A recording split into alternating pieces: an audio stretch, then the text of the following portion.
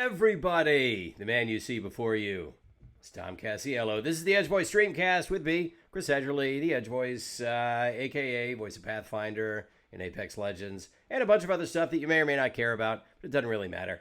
We're here. We're here today. And ladies and gentlemen, my privilege is to have with us on the old Chat Wednesday is Tom Casiello, Apex Legends writer.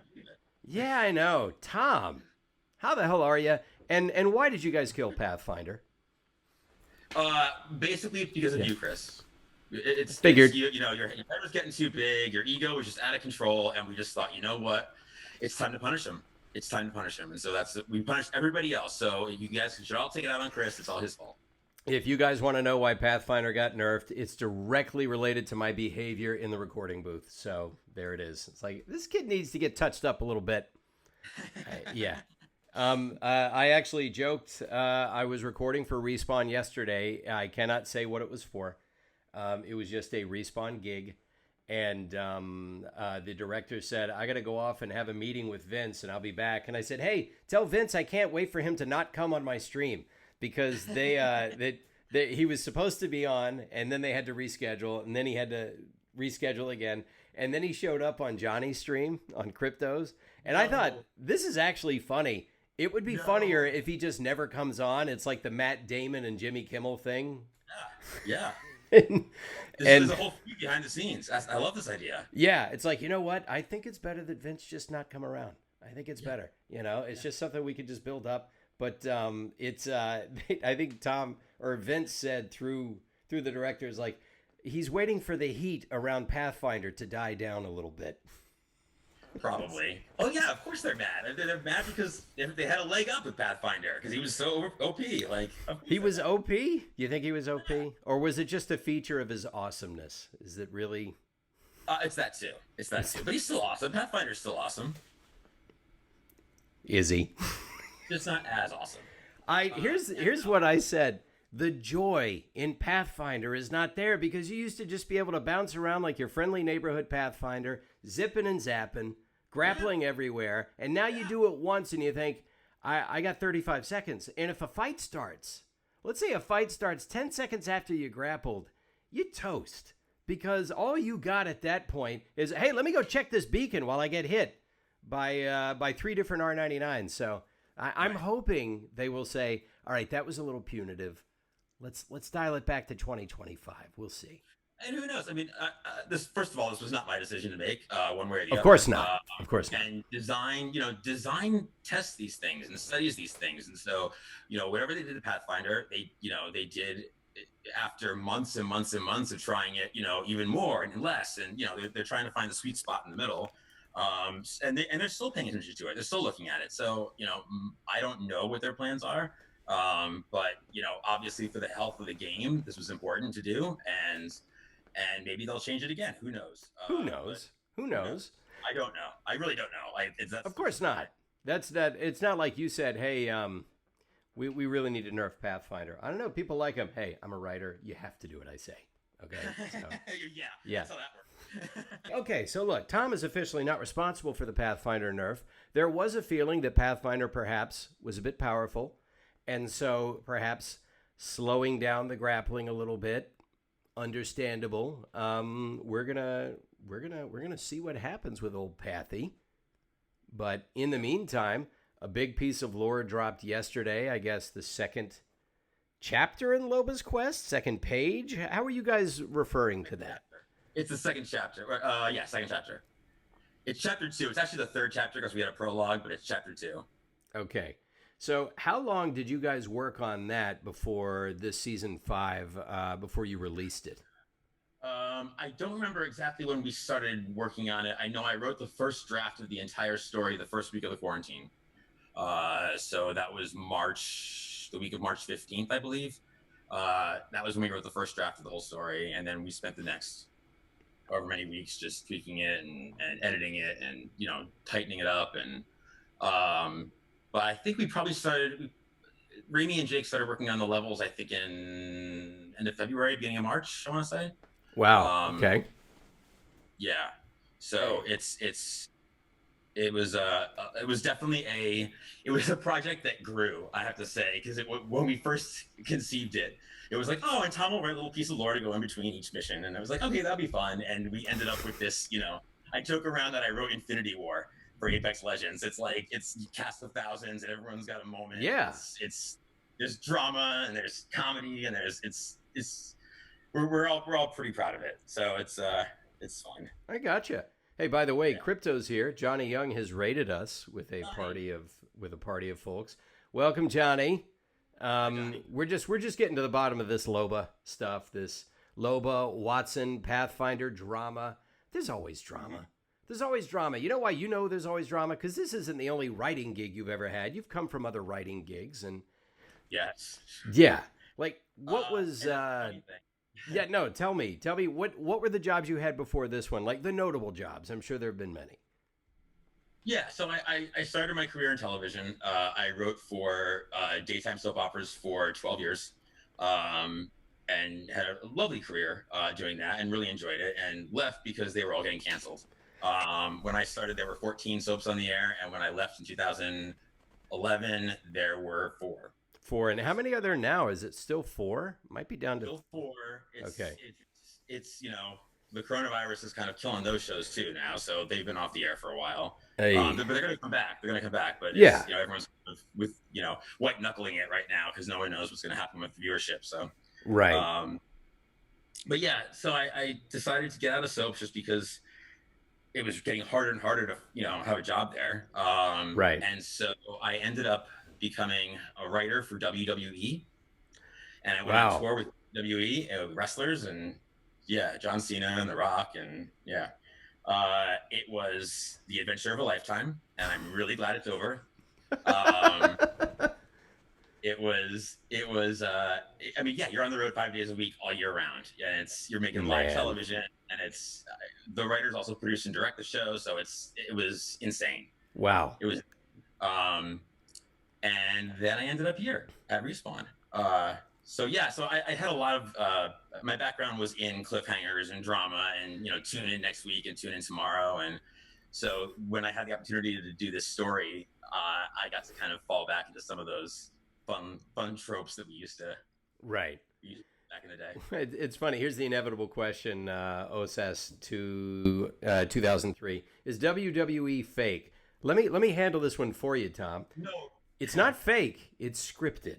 Those guys are really slamming into each other. They're really falling, but it is there. I mean, they have writers. There are outcomes, but they're really getting hurt.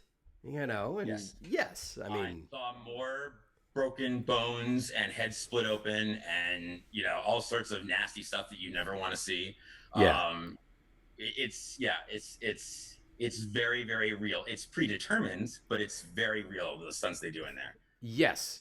And like sometimes you can tell, okay, he's cheating that hit. He's cheating this and that. Of course, they have to. If they went in there and just actually fought, it would be the UFC. And it would be, there'd be a different insurance premium, I'm sure, for starters. Yeah. So the crunch of writing for the WWE, that's probably the only place you could go that is more of a crunch than writing for a soap, because you're cranking out new pages every day for that too, right? Oh yeah, and Vince McMahon, who is still heavily involved, is changing the show during the live telecast. Like he's changing the last hour during the first hour, and you're scrambling to get new dialogue talent, and it's suddenly he'll throw something out that's 20 minutes from now and be like, blow up this car instead, and you just figure out how to blow up a car in 20 minutes. It's flying by the seat of your pants, pretty much. Right. Now, when you get into writing, I mean, I write recreationally. I've submitted stuff for contests because it's the only way to get coverage these days. Right. Is, you submit to a contest. And so I understand the craft. I'm not saying I'm excelling at it, but I can write a competent script. I can honor the 3-act structure. I know the hero's journey, things like this. When you're writing on a soap, you've got an arc that, I mean, is decades old sometimes for a character. For the WWE, you could have a character that's been around forever, but I mean, as far as 3-act structure goes, it's just a different beast altogether. But you still have to have some sort of arc taking place, correct? There's still 3-act structure within the storyline you're telling. Like some storylines you're in Act 1, but other storylines you're in the 3rd act. Like like if the show is structured well, you've got a story in its beginning stages, a story in its middle stages, and a story that's reaching its big conclusion. And there's always a story reaching a big conclusion, which is what's keeping everybody watching. Yeah. If it's told well. If it's not told well, it's, you know, all the storylines are all in the beginning and everything's boring. It's wild. I had to learn how to be creative within a box because you're very much like constrained to, okay, here's your scene, and you have these two people, and they have to get this information out. Now find something creative in it. And the same thing happened with wrestling, and the same thing happens at Respawn too. It's like, this is the level, or this is the mode, and this is the box you have to write in. Now be creative within that box. And it almost makes it more fun for me, because it's too many options and my head goes like, I can't make a decision. But it's like, okay, I can only have these parameters to work in. How do I make this good? Like, yeah, I was going to say, sometimes being put into that box makes you twice as creative because you have half the resources and you have to figure out how to do something with less.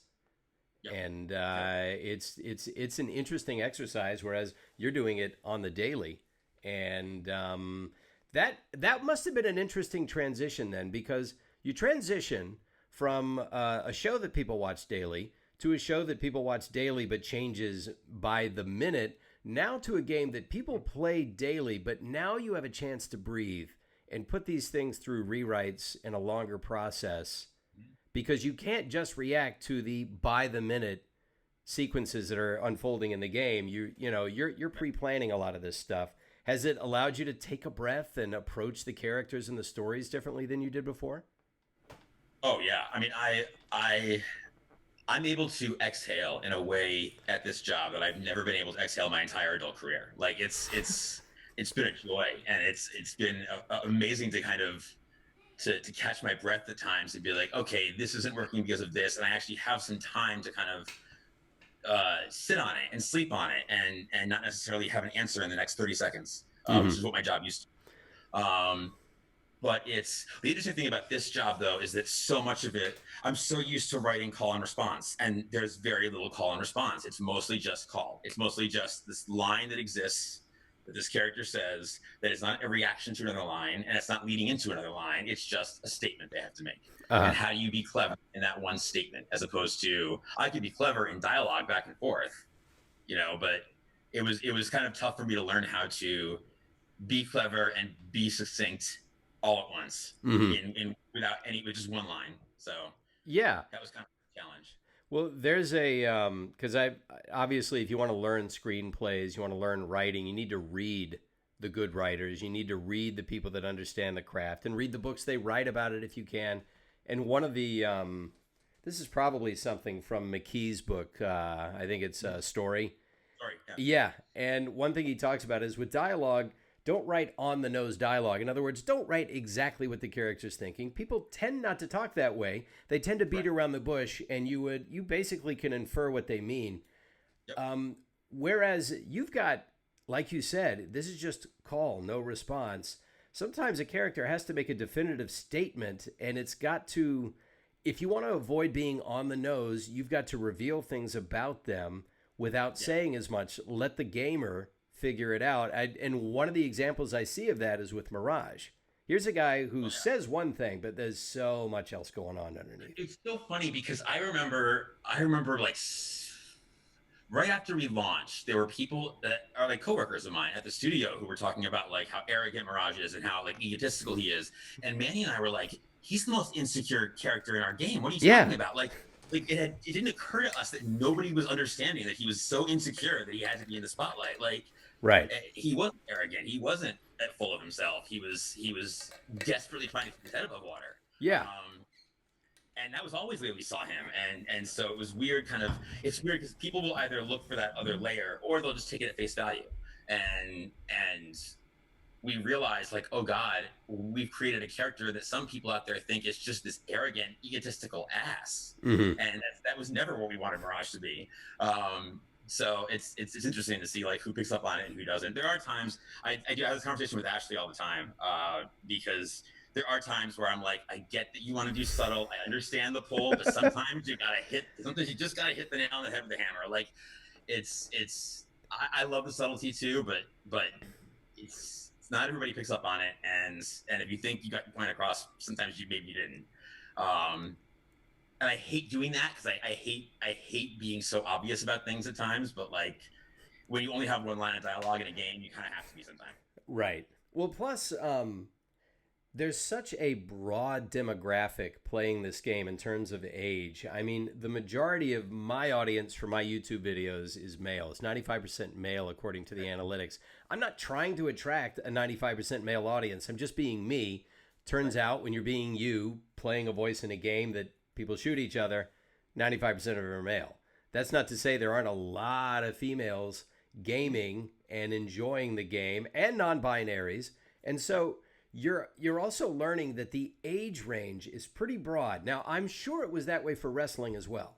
I know that there are 8, 9, 10-year-olds watching, and then there are grandmas watching. And so some of them are going to get things that others won't, but that's where you get the chance to do what I prize above all other writing, because I'm also coming from the stand-up world. I was always proudest of myself when I could write a joke that worked on 2 levels. For the people who, they get it, but the other people get it on a different level. And when you can write something that a 12-year-old who is just taking it at face value gets, and then somebody with a little more miles under the hood can get on a completely different level, that would seem like to be the task in a game like this especially. Oh yeah, and it's Ash is the master at that. I mean, she wrote the Mirage line, which when she told me that line, I lost it, and I was like, we have to see if we can sneak it in. Like we have to. Yeah. And like with Loba, like she wrote some amazing double entendres with Loba that were so like clever and yeah, and very classy too, and not like anything that was offensive or sexist. Like very, very just clever, witty, somewhat adultish double entendres. And I yeah, she's the master at it. She's so good at it. Oh yeah, and I'm gonna have to get Ashley on here too. I said I don't want to have too many writers on in a row, so I'm trying to keep it to one writer a month, so I can get a gamer in and maybe another actor in, and then somebody that people don't know about that I'm trying to introduce them to. So I'm hoping I can nail Ashley down for July, because June is booked. But yeah, I want to get a cross section of Manny and Ashley, because we work so in sync. There's probably going to be a lot of that today. That's what I think, is that I'm hoping that I can get a cross section of you, Manny, and Ashley's process to see, all right, where do they approach things a little differently? Because I know from talking to Manny that it is a process when you're creating a character. And then when you're designing them, there's a look to them, there's a backstory. And then some of you spend more time on one character than others. You almost end up having some that you're just very much in control of.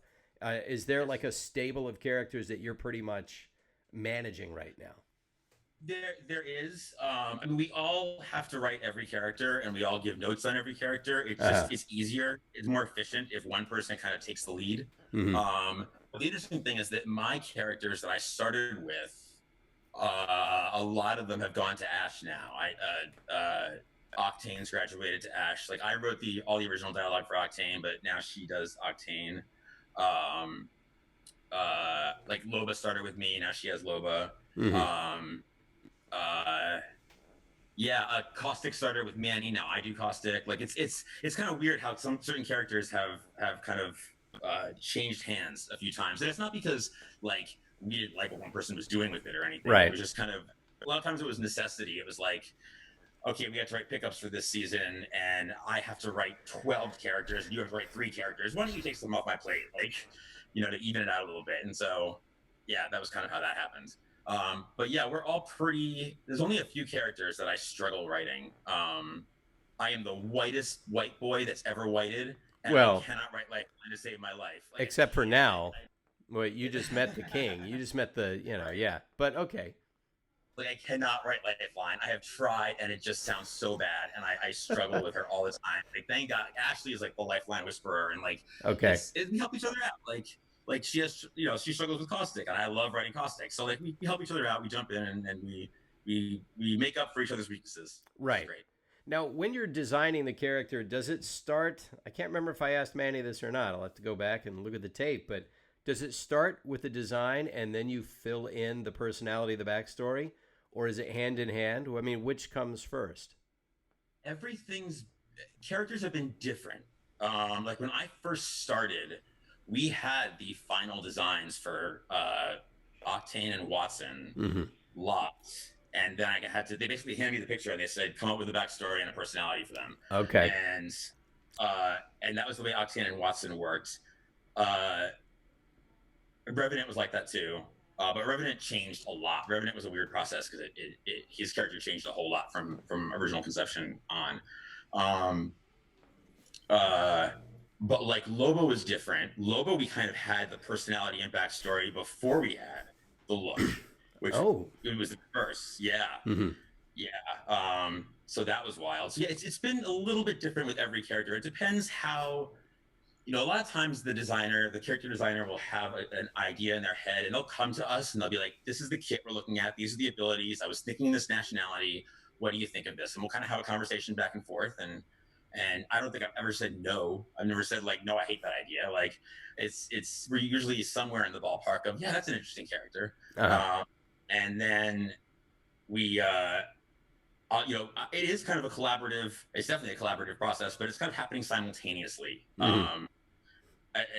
And so by the time we get to here's the bio we came up with, nothing's really a surprise. The designer knows pretty much what we're pitching, Mm-hmm. and nobody's ever, we've never said no, and they've never really said no that I can think of. Like there was never you're on the wrong path with this one. And we have a great lead. Mo Alavi is awesome because he's great with narrative, but he's also came from a design background, so he kind of knows how to bridge that gap between writers and designers Mm-hmm. and kind of talk to both sides, like so we're on the same page and we get each other. And so it's awesome having him there. Mm-hmm. We speak different languages. Writers speak different languages than designers do, and Yeah. it's nice to kind of have somebody who can speak both and translate for each other. So.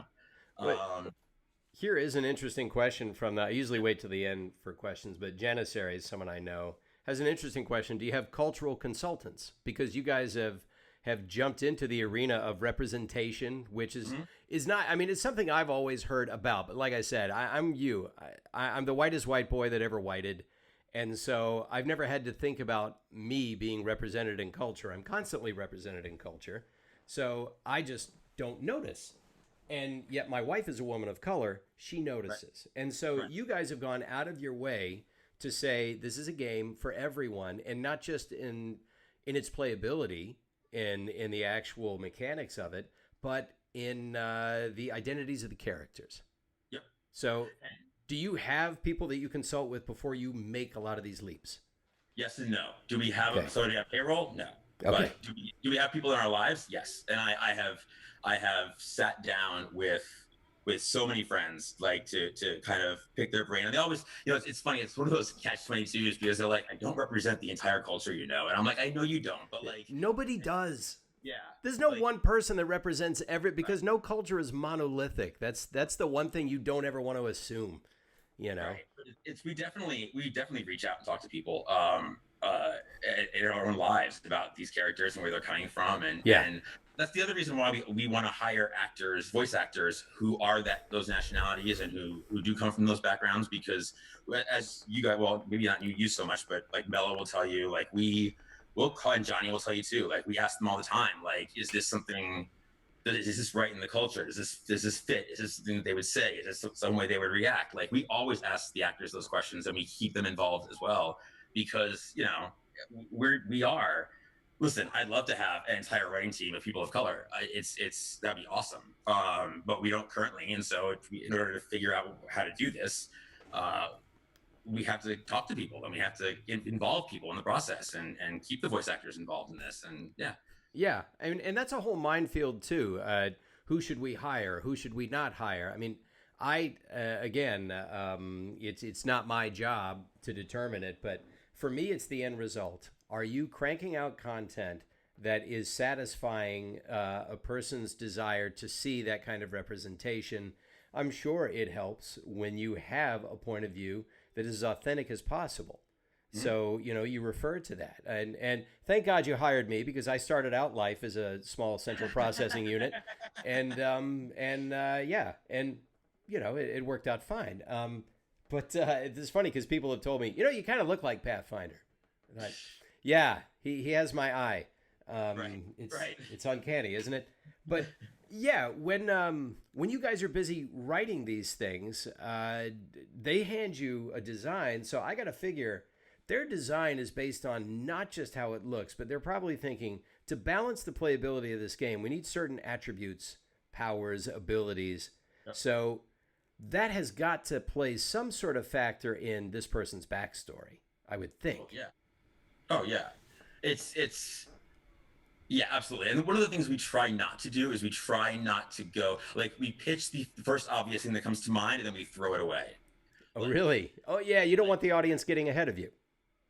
it's so like for example, like when we saw Octane, I think everybody kind of assumed he was going to have this really high pitched, talk really fast voice, and we thought that idea first too, but then we were like, you know what? That's the obvious route. Let's throw that out. Like it's of course that's the voice he would have. Like I like the fact that Respawn takes chances and we don't go for the stereotype necessarily. We go for something that no one's expecting. It's fun to kind of take all your preconceived notions of what a character is, now throw them out and be like, all right, this is what this character is going to be. Like Watson, I don't think anybody expected Watson to be who she became. Like Watson was an interesting journey, and yeah, it's. I like the fact that we don't go for the obvious. We don't go for the first choice. One of my mods, Crystallum Oxide here, she is in Germany. This is the international appeal of this game. Says, Tommy, I'd scream if you'd rate Octane's intelligence on a scale from 1 to 10. Not something I ever even thought about. So Octane is very bright. Okay. I don't know if I use the word smart. He's very bright. He's really, really, really intelligent about the things that he loves. And the things he doesn't love, he doesn't care about. It's not even on his radar. So like, he can figure out, he probably knows a lot about trigonometry and about like how to, get a certain like, 360 stunt in the air. He doesn't realize he knows a lot about it, but he does. But in terms of like, historical accuracy of like, the wars throughout history, he knows nothing. So it depends how you define smart. Like the stuff he cares about immensely. And he knows everything about that stuff. The rest of it, he's a bit of he's a little spoiled. He's always had whatever he wants in life, and he's always had everything. Like he's never had to work for anything in his life, and he's never had to like earn anything. I was not aware of that backstory. I didn't know he came from such a privileged background. Oh, he's filthy stinking rich. Okay. Yeah, he's really rich. And yeah, his parents are pretty non-existent. His dad's been remarried, I forget how many times, 5 times, 6 times, something like that. Okay. And they barely pay attention to him. He's all by himself in this big mansion that he's turned into like a skate park. And, okay. Yeah. Well, it's funny when you talked about how Octane knows everything about the things he loves and probably nothing about the things that just don't seem interesting to him. The character from literature that I thought of immediately was Sherlock Holmes. Yes. Because Sherlock has said that. I am interested in solving mysteries. I am interested in solving crimes. I'm interested in the field of forensics, which I guess didn't exist when he was written, but I'm interested in the field of physics, chemistry. Every possible thing I need to learn to solve crimes effectively, I will absorb. If a fact exists and it does not help me get to the root of solving a mystery, I do not keep room for it in my brain. And so he would not know very elementary, pardon the pun, things. Yeah, it's true. They mean nothing to him. Yeah, writing Octane's been a joy. I love writing Octane. Ashley loves writing Octane. Like his enthusiasm and his just fearlessness, his reckless fearlessness is so admirable in a lot of ways, and at the same time, like he's not very bright about the book smart stuff. He doesn't pay attention to that stuff. He's some people would call him dumb, but yet when he tackles a triple whatever in the air and like that takes brains. Yeah, that takes math, and he may not realize he's doing it, but he's doing it well. There are different ways to measure intelligence as well. It's not just the old traditional way. People learn and absorb things in different ways, some visually, some experientially, some tactily, some by audio. There's just different ways to skin that cat. And so Octane has simply found his way. Yeah, there's a line in his original bio that we wrote that said that he parachute. He jumped out of the fourth floor of his mansion in a parachute made of prophylactics, and yeah, and like the thought of just like 10-year-old Octane like sewing condoms together and like making something a parachute that actually works. Like it's that takes intelligence like that to pull that off. This works a lot better than the sheepskin ones. Latex. Yeah, so like, is he smart? Yeah, he's smart about things he wants to be smart about. Exactly. Which you'll find about most people. Most people, even the dumb ones, let's just go ahead and say it. There's some dumb people in the world. But man, if you get them on the right topic, they are an unending font of information. So humans are curious in that way. Also, another way that Crypto and Sherlock Holmes are, not Crypto, but Sherlock and Octane are alike, drug addicts, both of them. Oh, yeah, yeah. Heavy dependency on chemicals and extremely manic.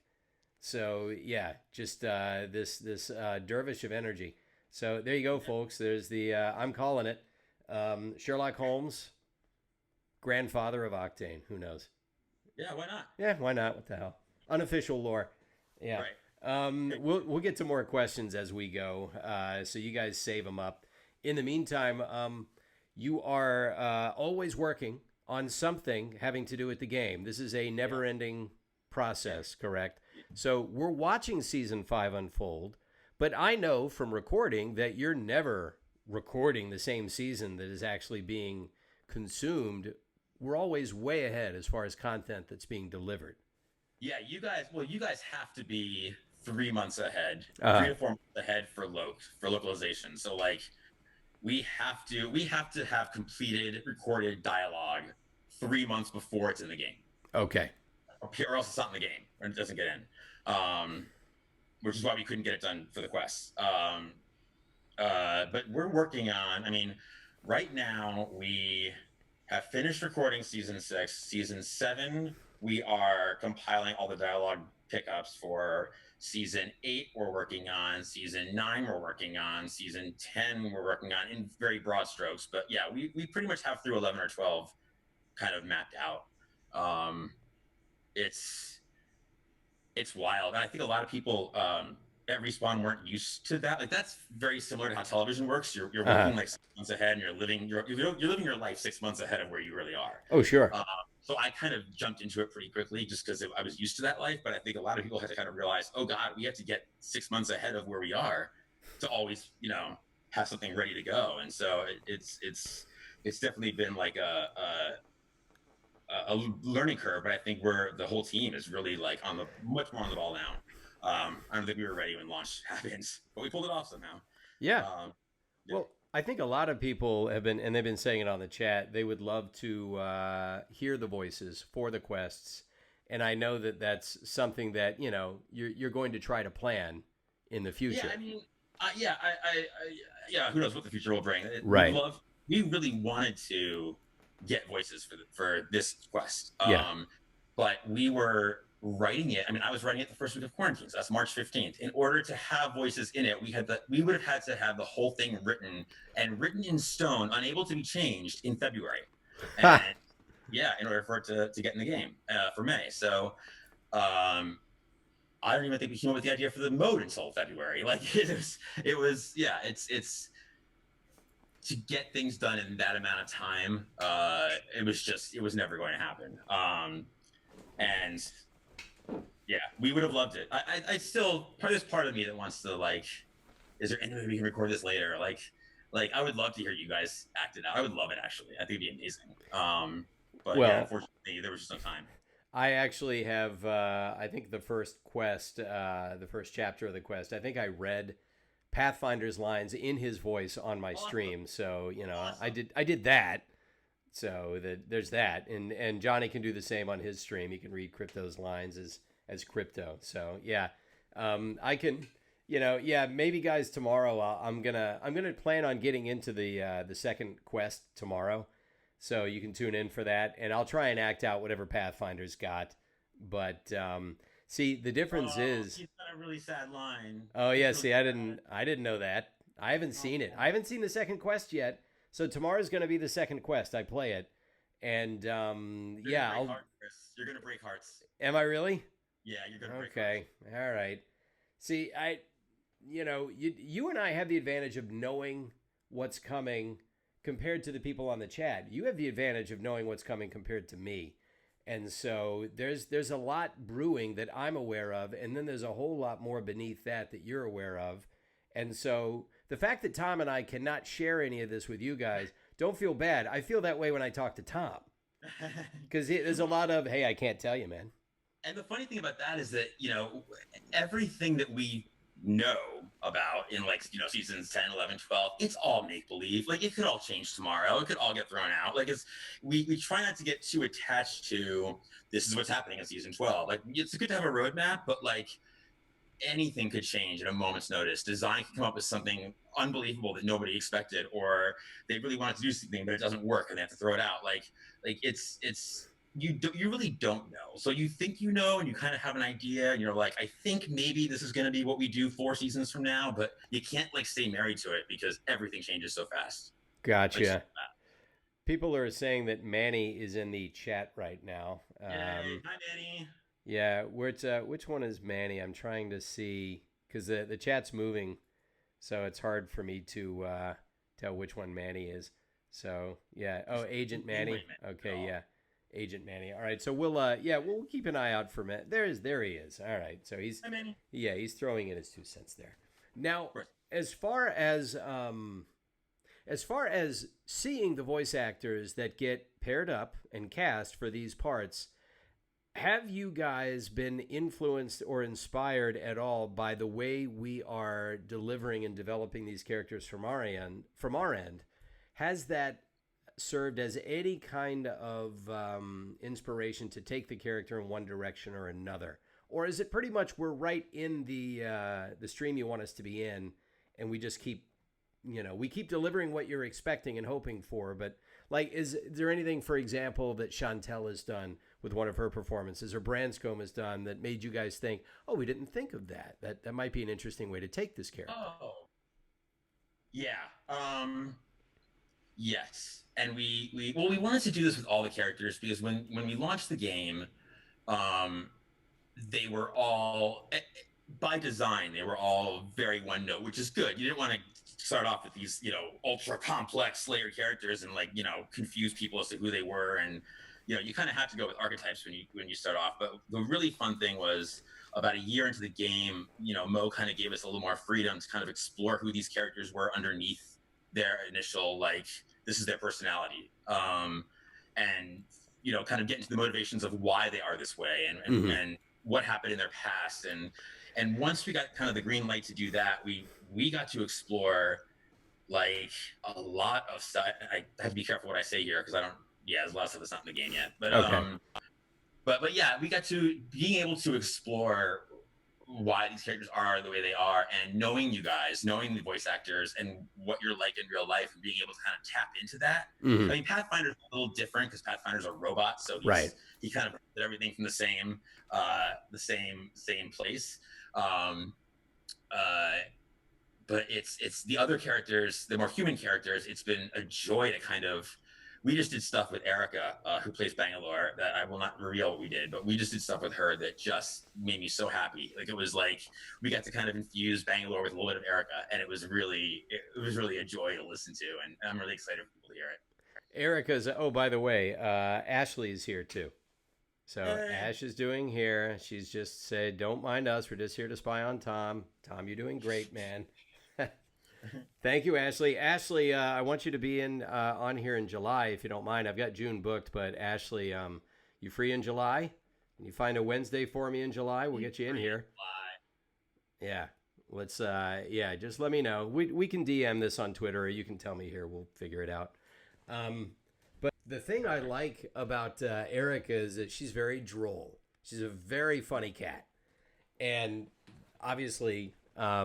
knows how to give you Bangalore. She can be that tough character. but just talking to her, she's very dry. She does sarcasm better than most people do sarcasm. Oh, And so I can only imagine what you might have been able to discover in that session with her to get some of that in. And that doesn't mean you're going with sarcasm or drollness, because I'm sure there are many unplumbed depths to her personality that that could end up in this character. yeah. Yeah, and it's we're not changing her drastically. She's still Bangalore, but like just being able to kind of, you can just see Erica's eyes light up. She would get to a line of dialogue and be like, to say this, like it was great to kind of like explore that stuff, and to do that with other characters as well has been really, and you'll see like in Broken Ghost, there's a lot of stuff that happens towards the end where like, I would love to hear how you guys interpret the acting on it, because it's we get to kind of reveal different things about different characters, and I really would love to be able to find some way to get those voices on there somehow, some way in the future. But we'll see. I know that I got to say a line that a lot of people will be surprised by, but it's not going to be out for a while. But it's just one of those ones where I thought, I get to say this? Yeah, you get to say that. Okay, great.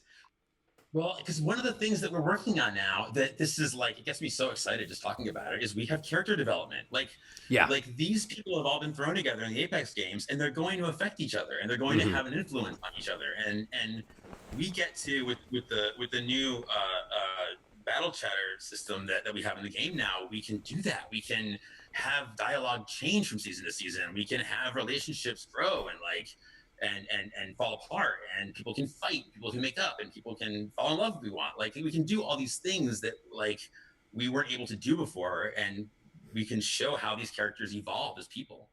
Yeah, well, that's the other question. I think Manny was asked this. I don't know how much of this has been fleshed out, but where do these guys all live when they're not jumping into these adventures together? Are they all on the... Okay, so they're not all. It's not like the Big Brother house. It's not like Survivor. Nope. So okay, yeah. So they come from wherever it is, they hole up, and they get into these matches, and then they go back home. Yep. Okay. Yep. Interesting. They each have different kinds of homes. Of course. Lord, how do I word this? We have. Over the course of the next year, you will get a window into some of their homes in some ways. I would love to see somebody coming home after a hard day in the Outlands. Just, how was it today? I died 7 times. I don't want to talk about it. Yep. That was the other question Manny handled. He just very artfully said it's gameplay. Because people said, well, if you kill a Pathfinder, but you're Pathfinder, and then it's like, look, there's no way to answer that. It just is. Like, of all the mysteries we have set up, of all, like, who's Pathfinder's creator? What happened to Jackson Williams? Like, of all the mysteries that we have set up, like, on this roster, the one question I get asked more than anything else is, do people really die in the games? Like, it's like, I'm like, really? Like, are we not doing our job well? Like, that's the thing you care about? Like, it's a video game. What? That's the thing you care about? It's wild. It's wild. Yeah. Like, I almost think of it like, have you ever seen the movie The Prestige, the Christopher Nolan film? Yeah, oh yeah. Okay, so in The Prestige, this guy is he's doing a Houdini with a drowning tank.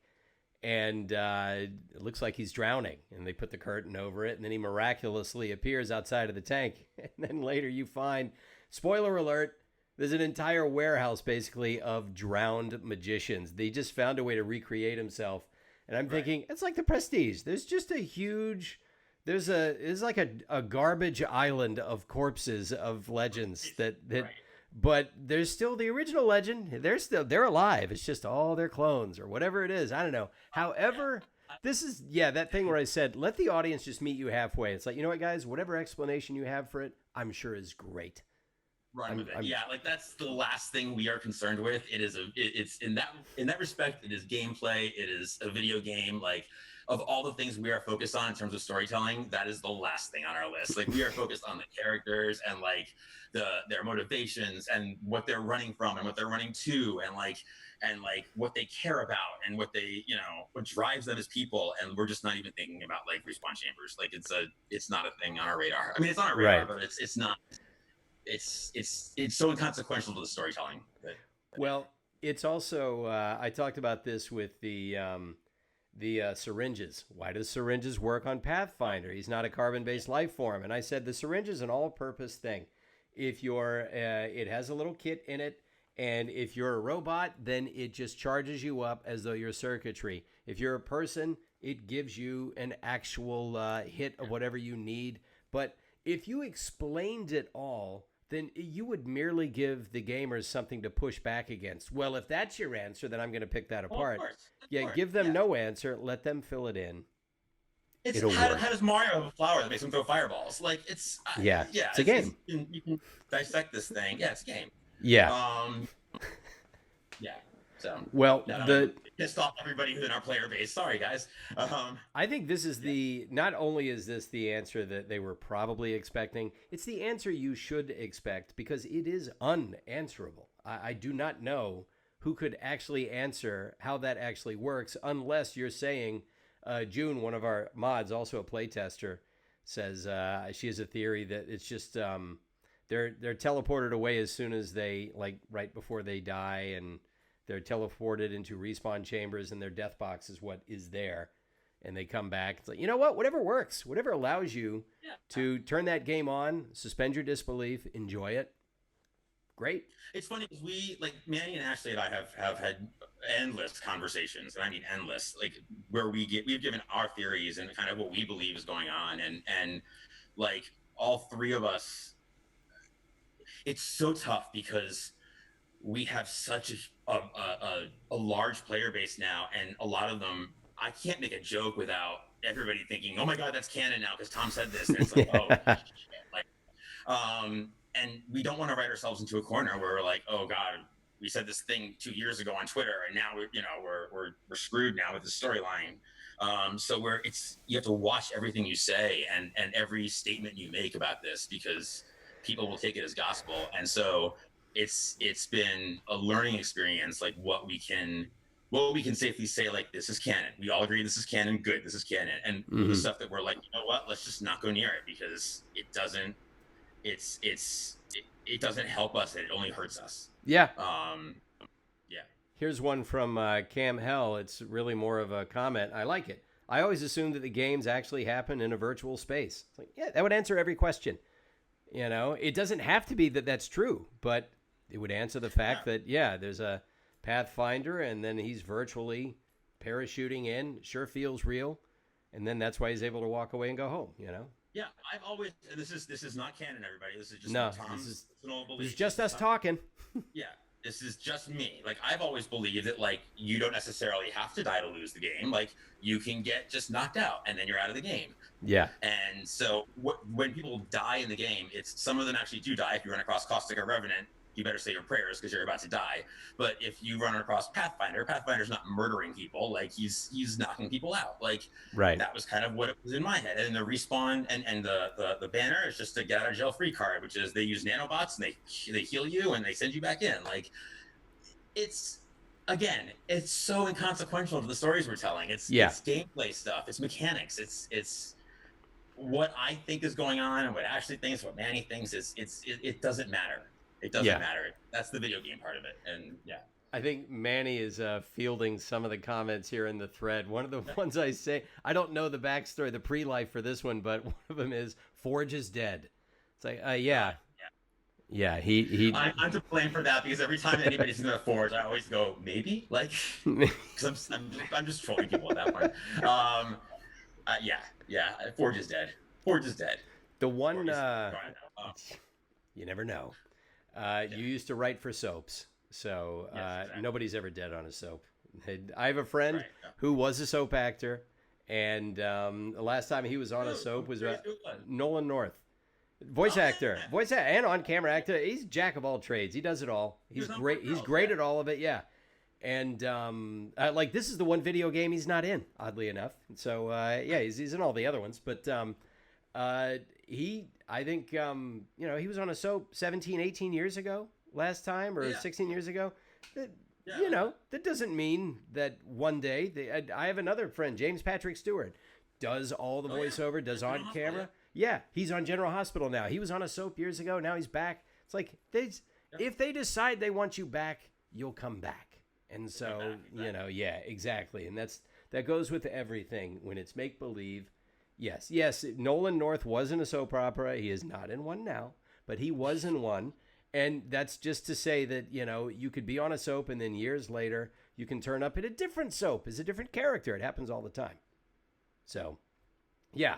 The one thing that I keep hearing people bring up is they would love to see a TV series. And I guess animated would be the easiest way to do it. But if you had all the money in the world, you could probably try and make it live action. In which case, I hope you would still consider me for Pathfinder, but you'd probably give it to Alan Tudyk, who does all the cool robot voices. Yeah, come on, like it's you have to be the voice of Pathfinder, whether it's animated or not. You're the voice of Pathfinder. There it is. That's canon, by the way. Yeah. Listen, nobody wants that more than we want. It would be, how great would that be? That would be amazing. Yeah, we'll see what happens.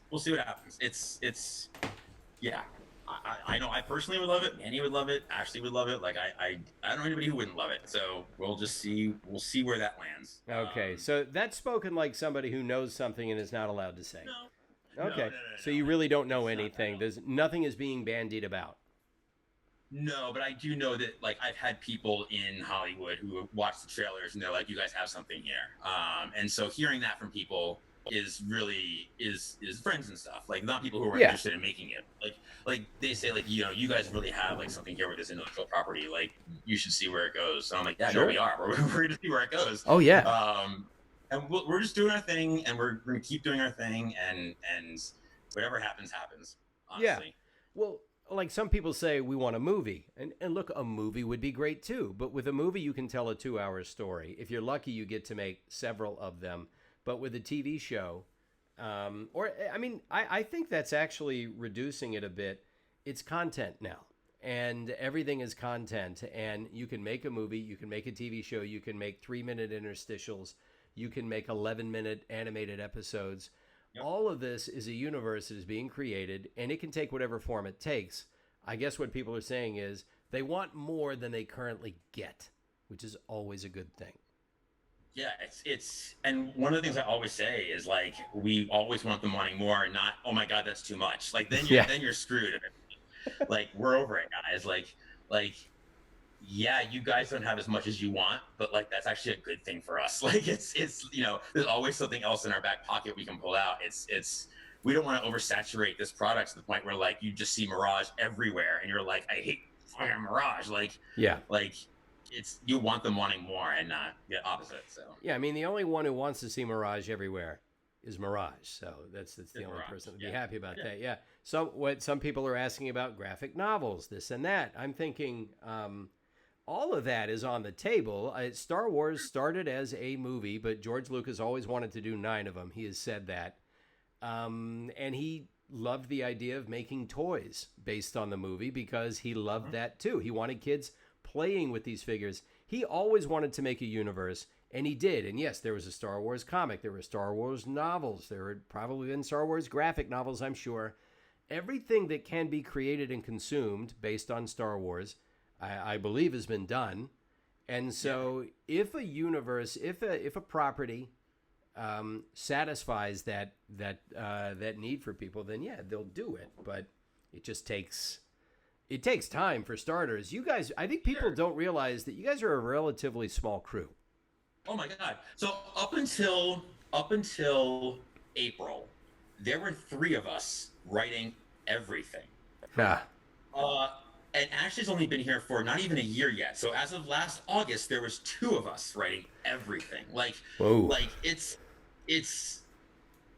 we're doing as much as we possibly can. I mean, we now have 3 more writers. We opened up Respawn Vancouver, and there's 7 of us on the writing team, which is amazing. Okay, so wait, how many writers are here? There's you. There's so there's Tom Casiello. There's Reed, okay, Mo Alavi, and Manny Hagopian. Okay, I gotta get Mo on too, because I didn't know that he was officially writing. I thought that there were like more. He's our lead. He's our narrative lead. I mean, he's our oh captain, my captain. Yeah. All right, I gotta get him on too. I gotta get all these people on. I just can't do it 1 week after the next because then yeah. people will say, do you play other games in Apex? And I say, yes, I do, once a week. And then that's when a third of you show up and watch. That's how I know that that's what's happening. So, yeah. But, yes, I'm glad to hear that you're branching out because, I mean, otherwise you guys just wouldn't sleep. Manny will joke around all the time that I don't sleep, and I don't. Like it's when I was writing Broken Ghost, I was pulling all-nighters all the time. Really? Like it was insane, yeah. Okay, well, that begs the question as far as process goes. Are you one of those people that just doesn't need to sleep much, or do you just have a hard time shutting off the old beehive? I can't shut off the beehive, especially if it's like, and it's fun for me. Like, it's not like I'm like up all night and I'm miserable. Like, I'm up all night having the time of my life because it's like, oh my God, I get to play in this world. And like, right. Yeah, like Broken Ghost was a joy to write. Like, I loved it. Like, yeah. You're the happy insomniac. There are so few of you. I'm happy. I mean, I was stressed out. That's like, you're laughing right now. Actually, you're laughing because I was like pulling my hair out at the time. But like, I live for that moment. Like, I live for that stress. Like, I thrive on it. Good to know. Yeah, I have lots of experience with the old beehive brain. That's how I like to refer to it. But I've gotten much better at just saying, well, it's bedtime now. And we'll be shutting this down. It helps when you have kids. You realize that I don't think I have the luxury of not sleeping. I'm going to need to be on my game here. Yeah. So now that we've sort of established how you guys approach this. You help each other. But there are people who have like certain characters that you're going to focus on. Now, as far as creating the new characters, I know that you are adding to staff. These people in Vancouver, are they going to be heading up the new characters, or are you still going to be involved with every single character to some degree? All of us are all involved with every single character. And at any given moment, we are going to be asked to write them, whether it be for a loading screen or for dialogue or for some side project on the outside or some marketing thing. Like at any moment, you could be asked to write for a character. And so we have to be ready to write for a character. That being said, there are some characters that I excel at more than Ashley does, or Ashley excels at more than Manny does. Like, you know what I mean? Like, so we go where our strengths are. Gotcha. Vancouver's the same way. Like Vancouver, they have characters that they're working on, and we all have a say in it. And we all give notes on each other and help each other out. And yeah, it's such a collaborative team environment. Like it's the most collaborative team environment I've ever worked on, to be honest. Where there's no egos at all. Like it's just, we're literally just helping each other out all day. Like it's really great. That's important too, because in any creative endeavor, there's always going to be some stress because there's what's in your head and what's ending up on that screen. And there's a big divorce between those two things. And the longer you do it, the better you get at realizing your ideas. But in video games, especially when it gets near crunch time, when it gets near release, like for most of your video games that are not these never-ending universes, it's a game that you play for 70 hours and you get through it and you end it.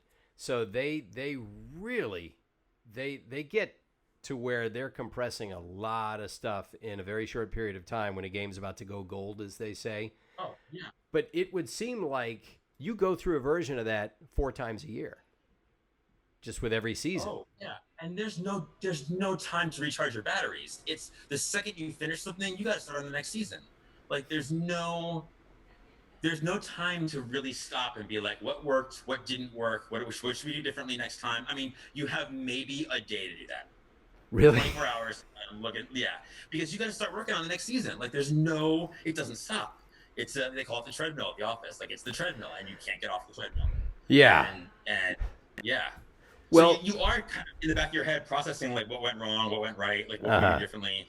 But it's on top of everything else you're doing. Like it's. So how do you steal that time to recharge so that you get what you feel like is some sort of sabbatical so that you can come back fresh when you need to? Because I'm sure at a certain point, some of this becomes a little stale and you think, I got to change my perspective. It's not flowing. What do you do to get yourself back in the headspace you need to be in to create what you believe deserves to be on that screen? We have a management team. I don't know, I guess you call it a management team. The people in higher up positions at Respawn are amazing. Mm-hmm. They all have a mentality of, do you need to recharge your batteries? Because if you need to recharge your batteries, you just say the word, take the afternoon off. Like it's everybody is very aware that we don't want to be crunch people. We don't want to be Right. like the people who are working until 3 a.m. every single night. Like when I did it, I did it because I wanted to do it. I that was the time. My time where I like to write is at night, where it's quiet and everybody else is asleep. I love writing during that time. Uh-huh. So like it was my choice to do it during that time. Right. We don't want to be a studio that, like, this is why we only have one legend come out a season. Like, we don't want to be a studio that makes everybody work 20 hours a day. And so to have upper management that is absolutely willing to give you a day off or whatever, if you need to take a personal day, like, take a personal day, like, recharge your batteries, don't kill yourself. Like, that is Uh-huh. the mantra. And it's wonderful, because it's, there's definitely been mornings where I've woken up and just, called Mo and just been like, or emailed Mo and been like, I just need the morning off. Like, can I come in at like 1? Like, I just need the morning to kind of regroup. And he's like, absolutely. Um, nobody is a slave driver there. And it's really awesome to have people who understand that and who like leave that door open for you Uh-huh. without fear of like a punishment or anything. Well, I've always believed, or at least I've always believed as an adult who had a taste of the world, that a job I mean, it really is how you look at it. If it's something you do because you need to put food on the table, you'll do it because it's necessary. But Sure. when you do something that you absolutely love and you're being paid for it, they have to tell you to take a break instead of you saying, Yeah. I got to rest. You know, sometimes it does happen that way. Sometimes you realize, okay, I've overdone it. And they're just there to respond and say, of course you need a break. We were waiting for you Yep. to crash because Yep. you always come in Yep. and do your work. So I've like with streaming with me, I've told myself I'm going to cap it at 10 to 12 hours a week, and I'm going to try to cap my editing time at about 5 hours a week. I don't want to spend more than 20 hours a week doing this because I have a family, I have a voiceover career, Sure. I have other things I want to do. But I've told myself that because I know that if I didn't, I'd be always doing something like this. I would take breaks because you get fatigued, but I know that I would just be obsessing because it's a joyful obsession. Yeah. And you know you're in the right job when you find yourself thinking about it even when you're away from it. Yep. I do. And it's this was the first weekend, actually. I actually took 4 days off, and I've never done that. I don't think since I started working here. And I took the 4 days off, and I did not open my computer for 4 days, and it was amazing.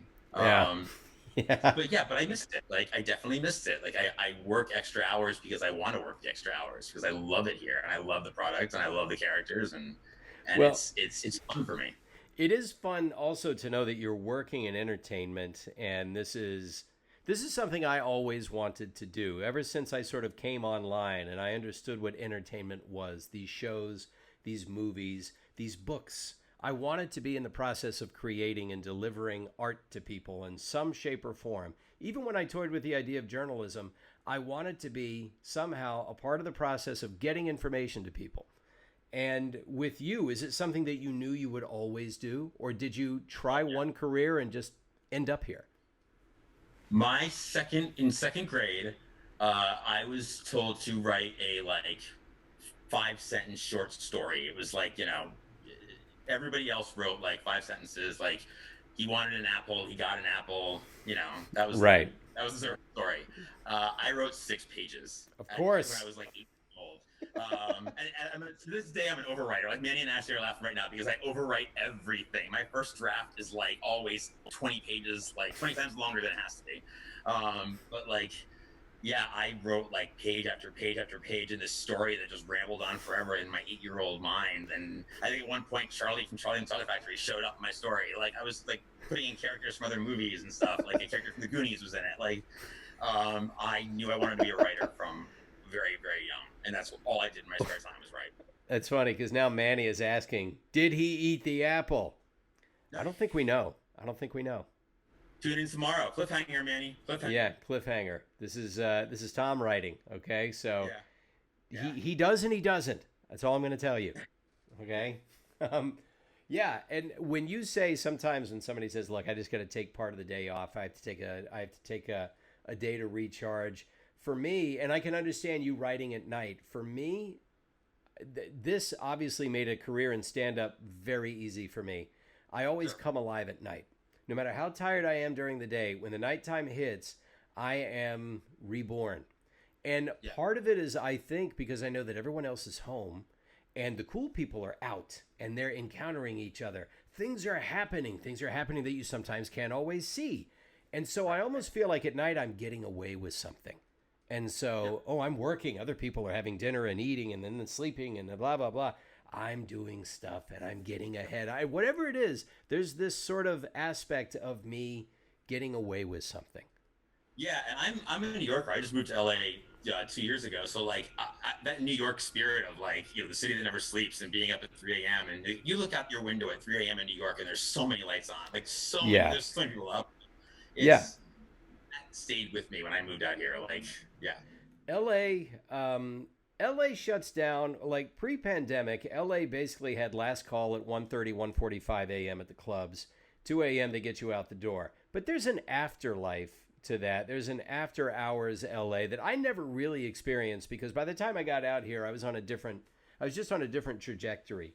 But there is a world that exists out here, but it doesn't look, nothing matches up to New York City. I've been there just a handful of times, but there's no other way to describe it. Everything is happening all at once. Yep. Yeah. And I love that energy. I love it. Like, it was such an adjustment moving out here and like having everything like slow to a crawl and like not having, like, walking out the door in New York.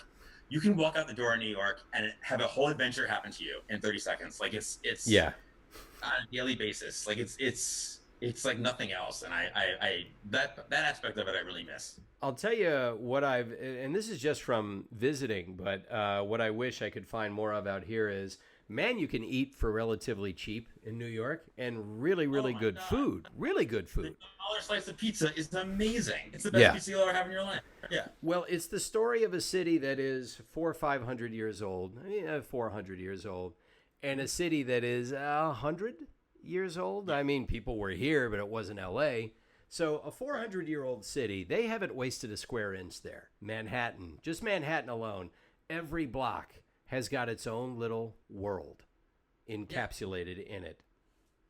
I always say, like, this was a city that in like 1902, it decided, we're going to take this block of land and we're never going to build on it in the middle of it. Like in 1902, they decided this. Like, what? How did they know? How did they possibly know what it was going to be like? Yeah. And now that's Central Park. Like the fact that they knew back then, we need to save this part of land. Like, that's amazing. Well, I'm reading Hamilton right now, the biography that the musical is based on, and it is a phone book, but it's really good reading.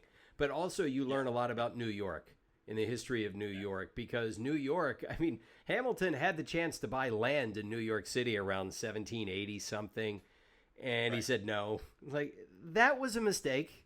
That was a little bit of a mistake, but there were farms in New York City back in 1780 something. There were just pigsties and hills of mud, and a few Native Americans they hadn't chased out yet. I mean, it was a completely different world. And by 1902, they still hadn't really discovered the skyscraper.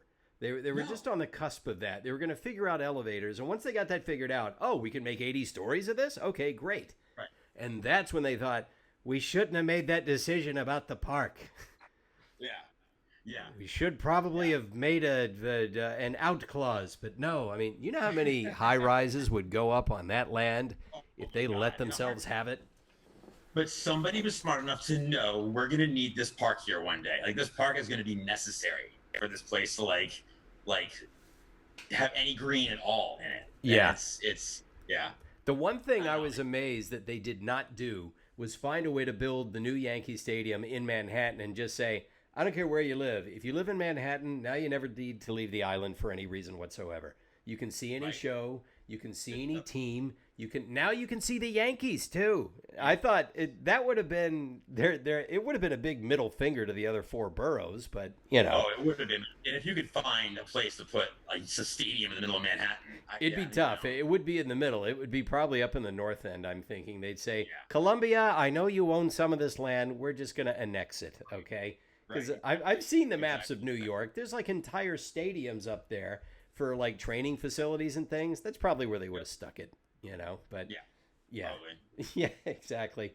Well, we've jumped the rails, but that's what I do. I jump the rails a I lot love with this. I All love it. right, I guess talk about New York. You kidding me? exactly. Well, I mean, Manny is still there, and Manny he's is not we making the move. blocked. I came out here. Manny went to New York.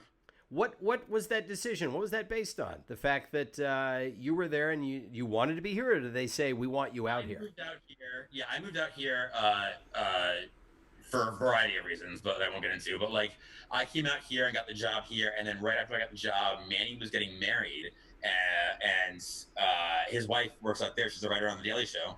And so Manny's like, I can't do this long distance thing anymore. I'm going to go be with my wife and Respawn in their wisdom and intelligence. Respawn was like, we don't want to lose you. We want you to stay with the team. So he thanked God, because I don't know what we would do without him. And so Manny works remotely from New York, and so he's in my city, it breaks my heart. But yeah, I told him keep it safe for me. Well, Ashley here is saying, didn't the founding of Central Park lead to a decrease in crime? That's possible. I don't want to talk out of school, but I will say I have read Gangs of New York. Most people have seen the movie. I read the book. It's not a fiction. It's not a work of fiction. It is basically a compendium of newspaper stories from the day and a description of the conditions in the 1860s in New York City. And let me tell you, a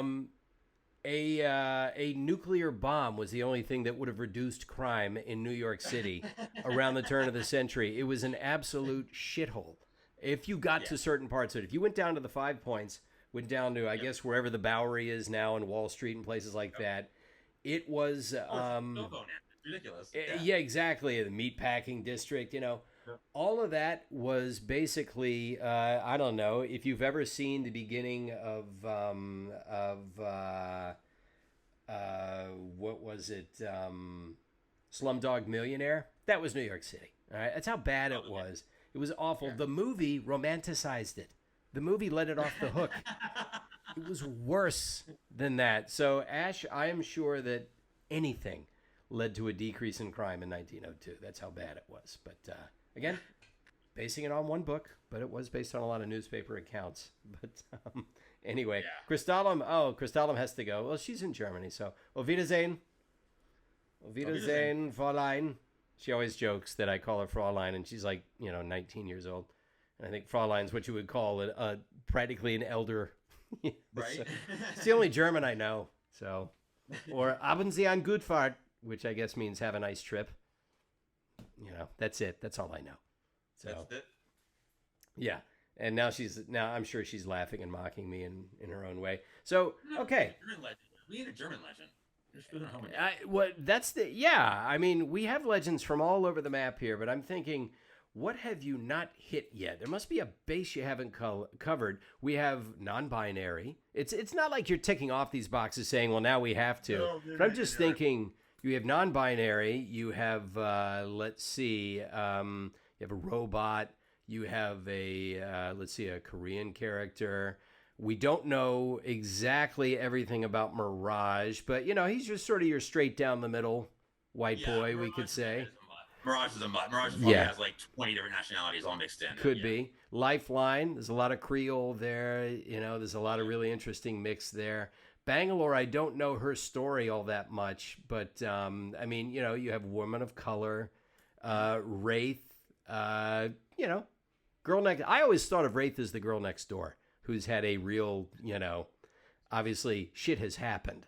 But she strikes me as the kind of girl who is maybe on her way to having kind of a normal life, and then, oh my God, look what happened. The thing about Wraith is that, like it's so funny. After Voidwalker came out, a lot of people wrote me and said, like, well, what are you going to do with her now that we know everything? And I was like, who says we know everything? Like, we know one thing about her. Like, we don't know everything. Like, there's a whole life that she doesn't know. Like, she knows what her name is, and she knows what she did for a living, and that's it. Like, she doesn't know anything about her life, like her family. Was she married? Does she have kids? Like, she knows nothing. Like, it's. I think people thought that we had finished her story, and her story's not done. Like, there's more. Right. Well, Tommy Lee Jones, one of my favorite actors, once said something. It was so profound and so succinct. They asked him, are you ever like this, or do you ever get into that? And he goes, yeah, to all of it. Everyone is everything, and that's People have dominant traits, but you can find so many layers to a person that are absolutely in opposition to some of their other layers. But that's what a human being is. We have all these conflicting things bouncing around in our heads. Yeah. And yeah, and that was it's a challenge for us. Like we never want to write people into corners where they're just one note all the time. Yeah. Like it's trying to find things like Bangalore singing and the fact that she's a musician on the side. Like that was one of those things that we stumbled into that we were like, oh, that's really cool. That's something nobody would expect of her. Like what else? Like, well, Mirage's mom was, I mean, that was something that Manny had talked about from going back before launch, that Manny always wanted to do. And it was one of those things like, shouldn't we? Is it too depressing? Blah, blah, blah. But like, it's kind of giving people those dimensions they don't expect is I think what sets Apex apart from everything else. Like makes their characters come to life more. Yeah. Yeah, and what's interesting is I remember I believe it was the president of EA saying that they expect to be making Apex Legends for 10 years. And so we're into year 2, and that's a lot of seasons. That's a lot of ways to not just build out with new characters, but to build up and down with the ones you have. It's so funny you said that. Yeah, Manny, that's like Manny's mantra. Yeah, build out, build up, build down. I mean, yeah, let's use all the dimensions. And people are asking me, when are we going to find out more about so-and-so or so-and-so? And I always say, look, I don't know, but what I can tell you is you will find out more. It's not like they're not going to give you backstory on every character. They wouldn't write them if there was no backstory. Correct. They would. Oh, yeah. There's no character on the canvas now. And before I say this, let me think about it. There's no character on the canvas now where we don't know, where Manny and Ashton and I don't know where they're going, what they're doing. We actually have a mental document where we call it everybody's endings. Like if we had to end this thing tomorrow, like what is everybody's ending?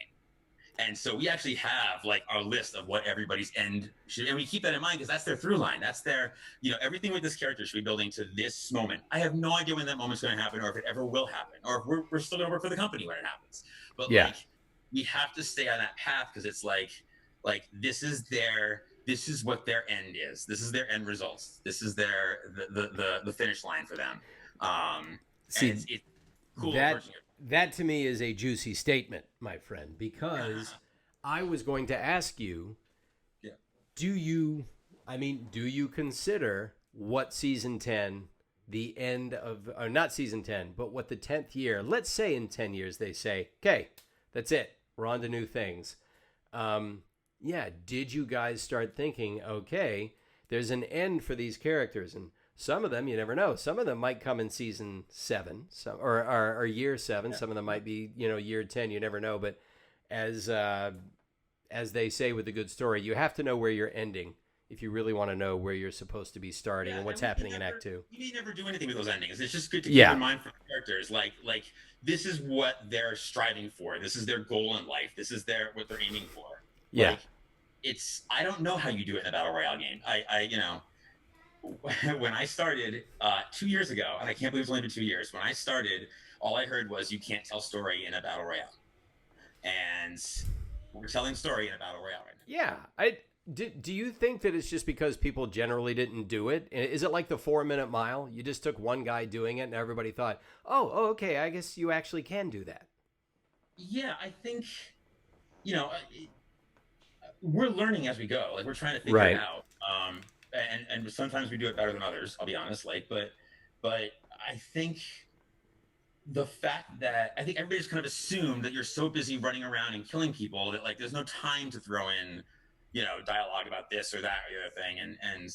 And I do also think that people thought that the people who play these games don't care about story. And I think we've proven that wrong. I think people do care about story. And obviously you don't want to interrupt gameplay. You don't want to nobody wants to hear about, Watson's childhood in the middle of you were getting third party. And, you got to kind of pick and choose where you do these things. But I think that people do care about character and story and they're invested in them. And so anywhere we can to kind of stick that in there and remind people that they're human and they're 3-dimensional makes the gameplay, makes you care more and you're more invested in it.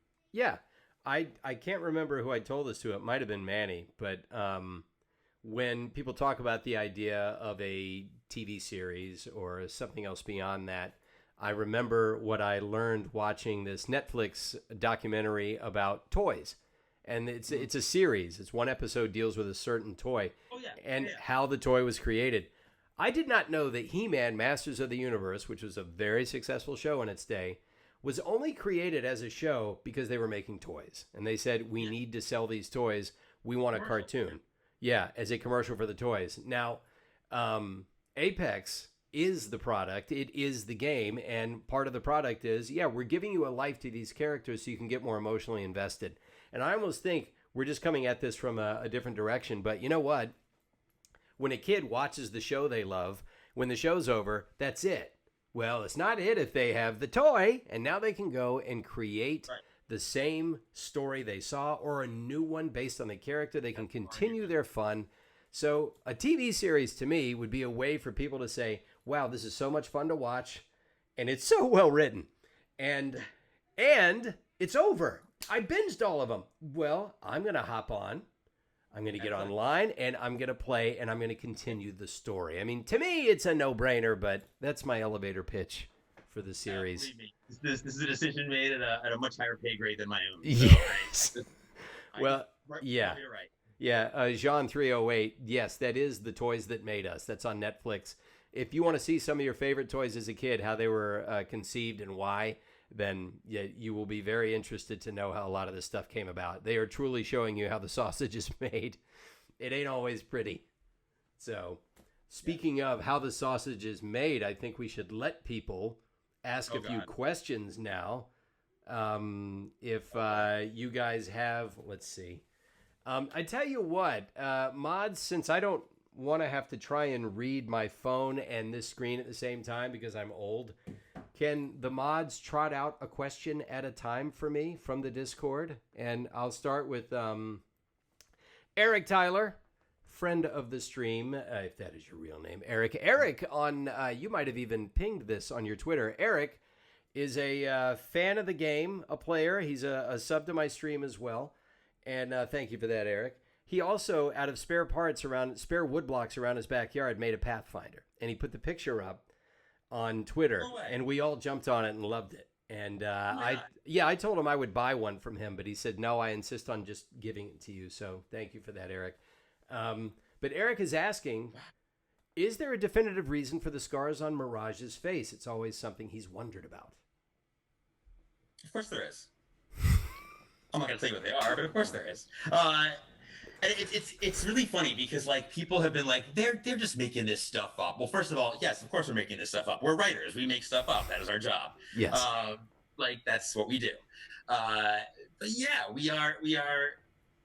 we have stories in our minds of how these things came to be, and we want them to matter. Like we want them to. Like Mirage is a good example. Watson's a really good example. Like, you know, you are going to find out the story behind these scars. We want it to happen in a format and in a way where it makes it important, you know, where it's not just, let me tell you what they are on a streamer's podcast. Like, you know what I mean? Like we don't want to, that takes away from how important it is. We want to include it as part of storyline or part of, you know, a character moment where like he opens up to somebody and tells a story. Like, in a moment of vulnerability, like that's when you want to tell those stories. You don't want to just like throw them out, you know, casually. Like it's right. Yes, we do have stories that are actually written down somewhere that reveal where these things came from and what they mean to the character. We just want to wait for the right moment to reveal them. Okay. Here's one. I have to ask this too, and I don't care if there's an answer for it or not. I'm not complaining. But the squid cheese, why are there so many ass shots of Loba in the Season 5 trailers? This is actually, do you want me to get into this question? Absolutely. I look, as a typical pig man, I just think Loba is hotter than hell. And I have no problems with any of the design. I have no problem with a very sexy character kicking ass and all that. So I don't mind it. Personally, I wouldn't raise a stink if there wasn't. I'm just saying that, for me, I just thought, hey, that's just, you know, that's the way the character's designed. But yeah. And Loba owns it. Loba is, and it's so funny because Ashley was heavily involved, obviously, she wrote the dialogue for Loba, and was heavily involved in the process of, and she, myself, and Ashley, and Tina Sanchez, who's no longer with Respawn, but she was there during the creation of Loba. There's a big difference between a female character written by men for men, and a female character written by women for women. Yeah. And it was such a learning experience for me to kind of watch Tina and Ashley work, and who else? There's Christina, who's an artist on in our art department as well. Like I never realized, and I'm, you know, just to be honest, like I'm a gay man, so like even though I'm gay, like I still would write dialogue that was inherently sexist without realizing it. Like it's so funny. Ashley and Tina would like change a word, and all of a sudden they'd be like, "Why'd you change that word?" And they tell me why, and I'd be like, "Oh my god, you're right! Like that's such a better word to use." Like watching women write a female character who owns her sexuality and is written for women was really a learning process and really amazing, and was one of the greatest gifts that I got through the creation of Loba. Like the notes they would give on the trailers and stuff about like this ash shot is gratuitous, this one is not, like this is for, like it was really like it just blew me away, like being able to kind of give them the reins and watch them kind of create this powerful amazing character, three-dimensional character, and include sexuality as part of that character. Yeah. It was amazing. It was amazing. Yeah. Well, that's the thing, is that I don't mind it one bit, because I see that you've got other female characters in the game. All of them have their own personalities, their own facets. And by the way, all of them have their fans that think they're hot as hell. It isn't just based on looks, it's this personality. Because like in my life, like as a straight man, since we're just going to use whatever, I don't know. I don't even know the terms I'm supposed to use anymore. I'm so out of the loop. But what the hell? I just say, okay, that's an attractive looking person, but as a person, I've talked to them, I'm no longer attracted to them at all, because their personality is just shite. But sometimes when you see somebody and you think, you know what, normally they would not turn my head, but after talking to them, it's like, this is such an amazing turn on. And then you have a character that is both. Like Loba obviously looks awesome, but the way she moves, the way she talks, as somebody was saying, she's a femme fatale. She knows it. And so I think, I don't know, Ash, if that's what you were working on, I'm writing a femme fatale. I'm writing somebody who knows how sexy they are and perhaps uses that, you know, whatever it was. The day that Ashley looked at me and she was like, I think she slept with like 2 people in her life. Really? And I was like, yeah. And I was all right. Like, oh my God, you're absolutely right. You're absolutely right. Like it was one of those like moments where you're like sorry, Ash, if I just like spoiler alert. Yeah, Ash, we'll get into this in July, but you know what? Like, this is a taste. Those are those great things where it's like, this is a woman who owns who she is and who uses it, but she's not somebody who sleeps around. Like that's a powerful character. Like, okay. Yeah. Yeah. Hey, there's that great line by Zero Mostel and the producers: when you got it, flaunt it, baby, flaunt it. Yeah. So yeah, I mean, yeah, let it be known, the EDGEVOICE Streamcast, no problem with Loba, no problem with any of the legends, obviously, but if you're showing shots like that, it's like, you know what? I know these writers, they're not doing it just to get a rise out of somebody. There were a lot of notes given, but from the animation department, from the writing department, about like, yeah, that shot is gratuitous, that shot is too much. Like we were very, very careful with her. Like we were really careful with her. Yeah. Here's one from Janissary. When writing for a cast of characters, which you know are going to get overanalyzed by a crowd of internet fans, does the writing team have to maintain a list of rules or boundaries? For instance, things that certain characters will never do or would feel strongly about. Sort of a Bible, I guess. Your character Bible. Yeah. We are rated T for teen, so obviously there's no there's things we can't do. Just keep that rating. Are there things that a character will never do? I always tell people Pathfinder would never curse, but we do agree that Pathfinder can repeat things he hears. They're not his own idea, but he can repeat things he hears. But yes, but he would never say a 4-letter word as like an exclamation or anything. Like, he would not express himself using profanity in his own way. Right. He might parrot something he heard. Like, that's my own little Bible for Pathfinder, you know, when I do them for fun. Yeah, it's tough because the point of the game is to kill people. So like, Yeah. it's once you kind of like wrap your head around that, it's like, okay, so the point of the game is to kill people. So they're all killers. Which is kind of where like we all kind of had this headcanon of like, maybe you don't have to die to lose the game. Maybe you can just get knocked out. Mm-hmm. But yeah, I'm trying to think if there's anything that we say they would never do. Yeah, I think we have our individual things. Like, I would never have Loba have sex with somebody. Like, I wouldn't. I feel like that cheapens the character. Right. I shouldn't say never have sex with somebody. I shouldn't say that. I would never have her just sleep with somebody to sleep with them. Like, I would never. That makes her a different character than who she is. Okay. If she wanted to have sex with somebody because she wanted to have sex with them, that's totally fine. But like, sure, just to do it gratuitously where it means nothing, I would never do that. I would never. Trying to think, what would I never? I don't know. You've stumped him. You've stumped the writer. I mean, they're also we spend so much work defining these characters that we know. Yeah. Like, we know this character would do this, wouldn't do this. Like Mirage would never be serious. Mirage is always self-deprecating. Mirage will always blunder and screw it up. Like, he'll always get it wrong. Like, he's never an asshole just to be an asshole. He's an asshole. He stumbles into being an asshole, and then he makes fun of himself for it. You know what I mean? Like, that's who he is. So it's not. There's individual things for each character, but there's no blanket statement for all the characters. Gotcha. Okay, good to know. Yeah, so there's no list of never do this, always do this. It's this sort of free form that you guys. I have a feeling it's it when you see it. Yes, and we have moments where it's like, no, they shouldn't say that. Gotcha. All right, here's one from Mock Twee. Is there a backstory to Gibby? I always say Gibby. Other people say Gibby, but it's Gibraltar, so the short would be Gibby. Anyway, is there a backstory to Gibby calling his squad Kodai Squad in the official launch trailer? Okay, so I was brand new then. So at one point, Manny's going to have to jump in here because he'll know the answer to this more than I. There was talk of there being distinct squads. At the time, the trailers were being done by our marketing department, and there wasn't a lot of communication between marketing and writing. And so, like, a lot of things were in those early trailers that we were like, oh, I guess that's canon now. And now we're in sync, and we talk and we write stuff together. So, like, it's we know what's going on, but there's. Yeah, Manny will know the answer to this. I don't know the answer. I remember that being a line, and I remember it was something somebody wrote at one point, but I don't know what it means. And yeah. Gotcha. Well, we'll let Manny jump on that. Yeah. Here's one from Gingerbeard.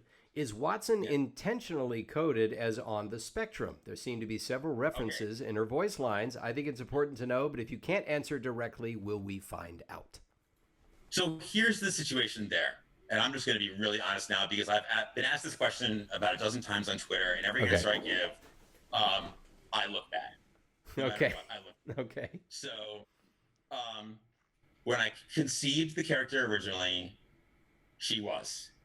And there were people who have firsthand experience of dealing with this that I don't have, who came to me and said, please don't do this. And I respect them greatly, and I respect their wishes. And it's people who have family members who are, and I wanted to create somebody who was positive representation. And I believe I did create somebody who was positive representation.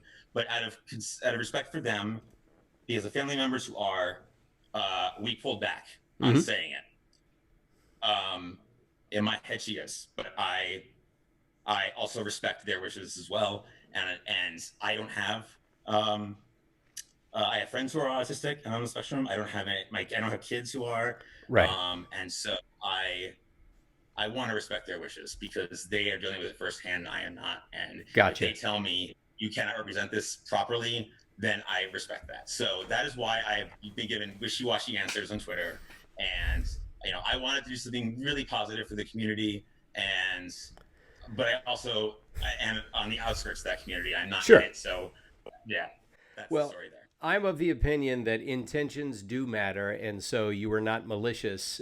This was not going to be a character of scorn or ridicule, so good on you for the intent, and also good on you for deciding, okay, people who have that experience, I'm going to honor their request and just pull back, like you said. The line that I've been saying to everybody is, if you believe she's a good representation, if you're on the spectrum and you want to look to her as a positive role model, go right ahead. Yeah. Go right ahead, and she is. And if you don't want her to be, then she's not. Right. And that's the answer to that question. Well, I mean, my understanding, I could be wrong because this is a medical question, but I believe technically we are all on the spectrum. It's just some people are on a different point on it, and that is where you begin to notice differences in how people connect. And so I have ADHD, and it's never been a severe case. I don't even know if severe is the word to use. It's never been a particularly strong case, but there have been days where it worked against me. And there are days when I'm sure, especially when I was younger, where I came across as being on an utterly different wavelength than other people. Yeah. And they might have assumed, things about me that weren't true. But I can at least understand that on that spectrum, especially in the arts, we are going to encounter quite a few people that are on their own wavelength. But when you put them to a task of creating something, they will produce beautiful pieces of art. Because that's how they're operating. And yeah, anyone who wants to try and shine a light on that through whatever means they can, because I encounter this a lot with a lot of viewers and followers, is that, yeah, it's out there. And I hope at a certain point, Apex will have the chance to address that on a deeper level in a way that makes you and the people you know comfortable. That's my wish. And who the hell am I to be like, no, we're doing this? Like, no, I'm not that kind of asshole. Like, it's yeah. But anyway, yes, and I really hope that my phone doesn't ring the second I end this interview with, oh my God, why didn't you tell that story? It would be ringing now, is my opinion. So yeah, if it's Respawn, they'll ring now. It's like, no, and when you're done, put Chris on. We got a few things to say to him. All right. Dat Boy, same. You've had ADHD since you were a kid. Well, Dat Boy, just so you know, if you have it, you always got it. It's not something you lose in childhood. It's not something you gain as an adult. The best science I know of says when you get it, you get it. Guess what? It's not a curse. It can be if you don't know how to handle it. But I always say ADHD is your brain. Most people's brains are cars. Most people get a Toyota Corolla. It's a cool car. It's very reliable. It'll get you where you need to go in relative comfort. And that's it. People with ADHD get a Ferrari. And if you don't know how to handle that thing, you are going to fishtail around the curves. But if you know how to manage it, you learn how to handle all that horsepower, you can have a beautiful ride. But it takes a little work, and it takes some extra maintenance. So enjoy your Ferrari, Dat Boy. Respect it. Here's one from June. Let's see. Well, June McGee, the mod, is reposting this from Jean308. Not a question per se, but speaking as an autistic woman myself, I would like to thank Tom Casiello for being respectful, apropos to autistic people. That genuinely means the world to me. All right. Asked and answered. Yep. I'm going to cry. I promised myself I wouldn't cry. Yeah, no, I cry all the time. Ask me to make fun of me because I cry all the time. Yeah. Dude, are you kidding? Ever since I become a dad, I'm a whinger to no end. I cry at the drop of a hat. Frost Nix. I love this gamer tag. I never thought I would see a Frost Nix gamer tag, but good on you. Can we ever hope to know if Bangalore and Wraith will have any future interaction in story? With both of them being IMC related, I'm curious to know how they'll approach their differences in beliefs. It seems like a pretty big elephant in the room that still needs to be addressed. Please tell me what IMC means, because it's one of the ones I don't know. I'm a boomer. Manny, what is it again? The Interstellar Manufacturing Company, I think. Is that okay. It? Is it? Do I have it right or wrong? Did Manny leave? Manny's probably around. Maybe Ash, you could answer it too. Ash is still in the chat. Interstellar Manufacturing Company. Interstellar Manufacturing Company. Okay, nailed it. Okay. And then he followed up with you. He followed up with you, idiot. So just so you know, there's the jab. I am an idiot. Yes. What was the question? Besides the IMC thing? Oh, Interstellar Mining Corporation, another one says. You know what? It is what it is. Yes. Okay. The question is there going to be more of a relationship in story because of that connection? I actually just wrote something recently that deals with this. Okay. That you will get to experience before the end of the year. Okay. I'll leave it at that. There you go. There's an NDA right there. Yapandamax. I think this is asked and answered here, but will we ever see a mixed race legend? Wouldn't Lifeline kind of qualify there? Lifeline, I believe. Well, I don't know if Lifeline is just... like, Lifeline looks a lot like, and so does Bangalore, by the way. They look a little bit like my wife, who is mixed race. And so I always just assume. Are there two races you specifically want to mix? Like, what is it? Like, what's the question? Like, Caucasian and African American mixed race, or is it like any two races? Because any two they races, didn't really. Yeah, they're all mixed race. They're all mixed race. Yeah, exactly. I mean, yeah. Well, I don't know. Wraith looks like straight up white bread like me, but I could be wrong there. Yeah. But yeah, we've tried to kind of represent regions of the world. Yeah. You know, specific like countries. I mean, we try because it's so far in the future, 700 years in the future. Like, it's hard to say, like, you know, by the time we go out into this outer space, hopefully, like, country versus country is not going to get. It's Star Trek. Yeah. Yeah, exactly. Yeah. So, you know, in that regard, they're all mixed race. Yeah. Absolutely. Yeah. Here's one from Pancakes and Jelly Bin. Why do some of the legends call each other by their stage name and others call each other by their real name? For example, why doesn't Wraith call Mirage Elliot, but Caustic calls, the chat is moving, but Caustic calls Natalie Miss Paquette? I assume it's a reflection of the character's relationship or their own psyche? It is. And if you're referring to the quest, they actually call... I was actually given a note early on in the quest to make it all their stage names, because a lot of people didn't know their real names, and it was confusing to read, because I actually had them slip in and out of the real name and stage name thing in the quest originally. And it was just, a lot of people don't know their real names. As far as I'm concerned, Wraith calls Mirage Wit. It's always Wit. In my head, she always calls him Wit. Wit, okay. People who know what Wit means, like Wit, you know, the people who are like serious lore hounds know what Wit means. Nobody else does. Okay. So it was just, we changed it to Mirage. Gotcha. It was for simplicity, that's all. I do think they call them by their real names a lot. Yeah. All right. Mr. Apache Chopper just wants to know, do you guys have anything planned with Titanfall? Is that on your radar screen, or are you Apex only?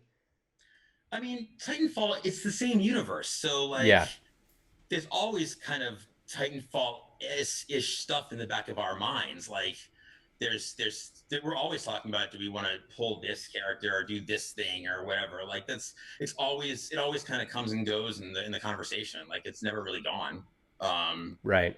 Apex is bigger than Titanfall ever was, and so, like, it's, you know, we have to kind of be careful with that. Like, we have to remind ourselves all the time that, like, a very small percentage of Apex fans even knows what some of the things in Titanfall are. Like, right.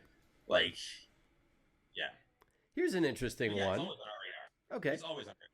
No Time for Stalin would like to know, going along with the recipes and songs and other local things that Pathfinder must have been told in his travels, what is his favorite thing that he's ever learned? That's a pretty specific thing. I don't know. Maybe that's more of a Manny question. It is more of a Manny question. I'm going to go out on a limb here. Manny, I'm going to answer, and you feel free to jump in. I think the most important thing, as far as he's concerned, is the concept of friendship.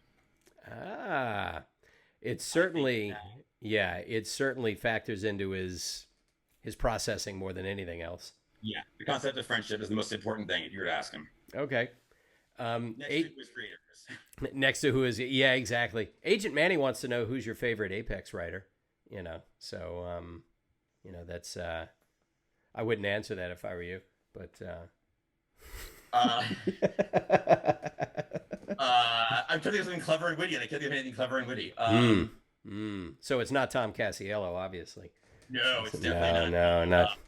Top three, though. You're definitely top three. I'm going to go with, it's definitely not the writer who loves Avatar and thinks Avatar's a great script. Does somebody, wait a minute, is there a writer, period? Not just a writer on your team. Is there a writer, period, that thinks Avatar is a great script? Because I'll fight somebody over that, because it isn't. It's an incredible cinematic experience, but my God, it's Pocahontas. It's Pocahontas with technology. Would you stop? Yep. All right. I don't know if I'm pissing off Manny or Ash with that, but Oh I no, guess we'll find they're out. pissing me now. They're pissing me now. Okay, gotcha. Yeah, let's not even get started on that because I'll just point you to the internets where somebody took the story of Pocahontas and removed every proper noun and then just replaced them with the proper nouns from Avatar, and boom, goes the dynamite. End of argument. Oh, Yeah, you're I here to know. argue for me, Chris. I No, know. Yeah, all right. yeah, no, it's. I mean, Manny. I love Ashley. I love Mo.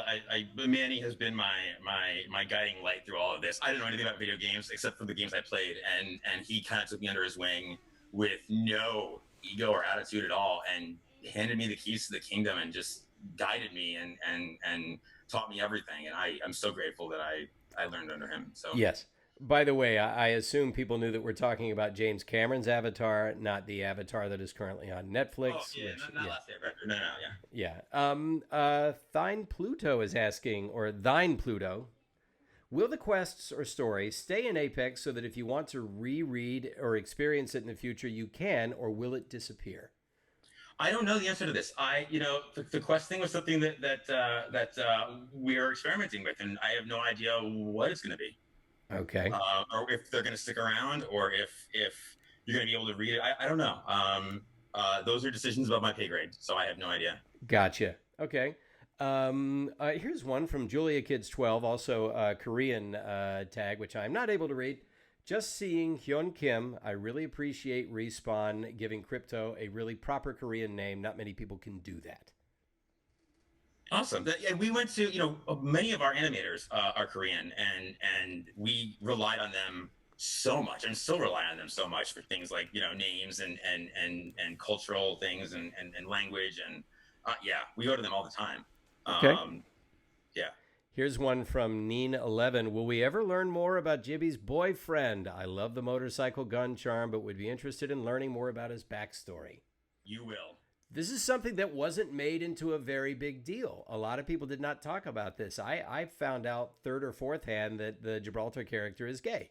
And I had no idea. It doesn't matter to me one way or the other. I personally, it doesn't change the fact that I don't play him because I don't know how to play him well.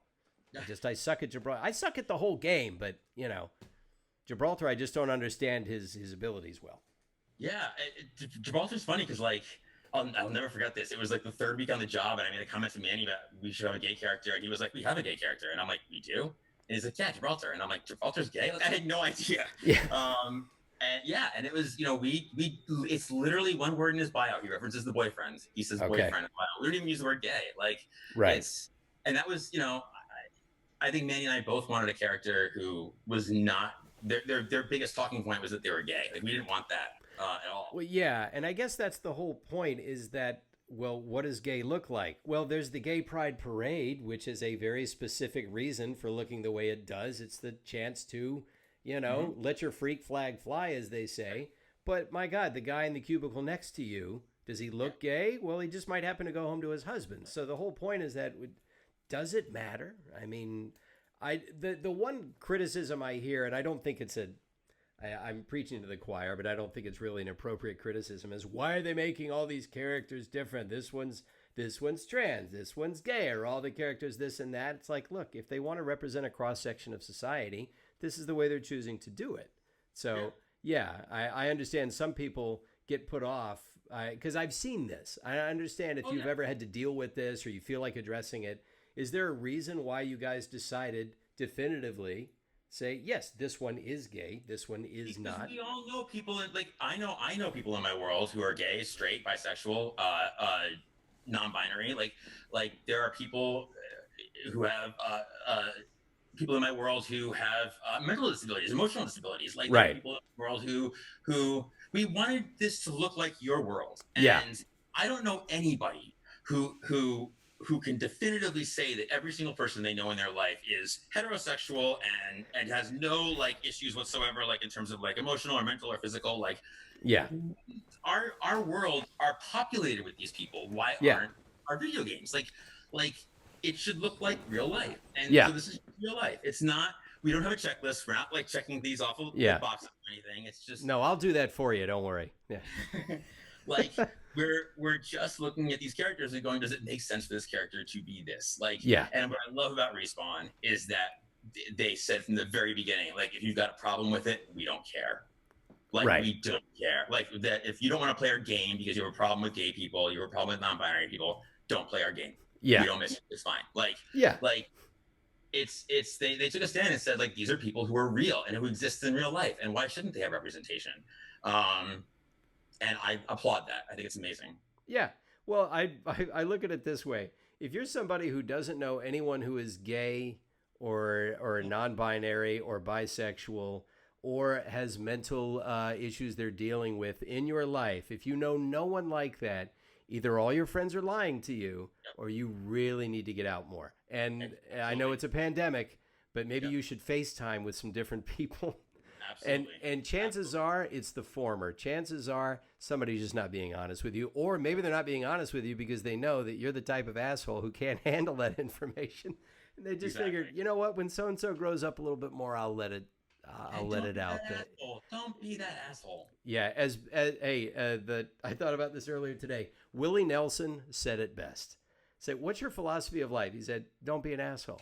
He says, there is no other philosophy. That should be the only piece of advice you ever need to follow is don't be an asshole. Yep. That's it. Yep. And if you don't know what not being an asshole looks like, I don't know. If you honestly don't know what that looks like, then start doing the opposite of what your instinct tells you, and you'll start not being an asshole. Yeah, I had a conversation on Twitter the other day, a very, very civil conversation with this guy who's like, oh no, I just like to go on people's pages and just like tell them they're wrong about things and just kind of ruin their day. And I was like, well, why would you want to ruin their day? Like, I don't understand why you just want to ruin a complete stranger's day. And he was like, I don't know why I do it. And I'm like, I know why. Yeah, we could dig down and find out somebody hurt you. Yeah. Who hurt you?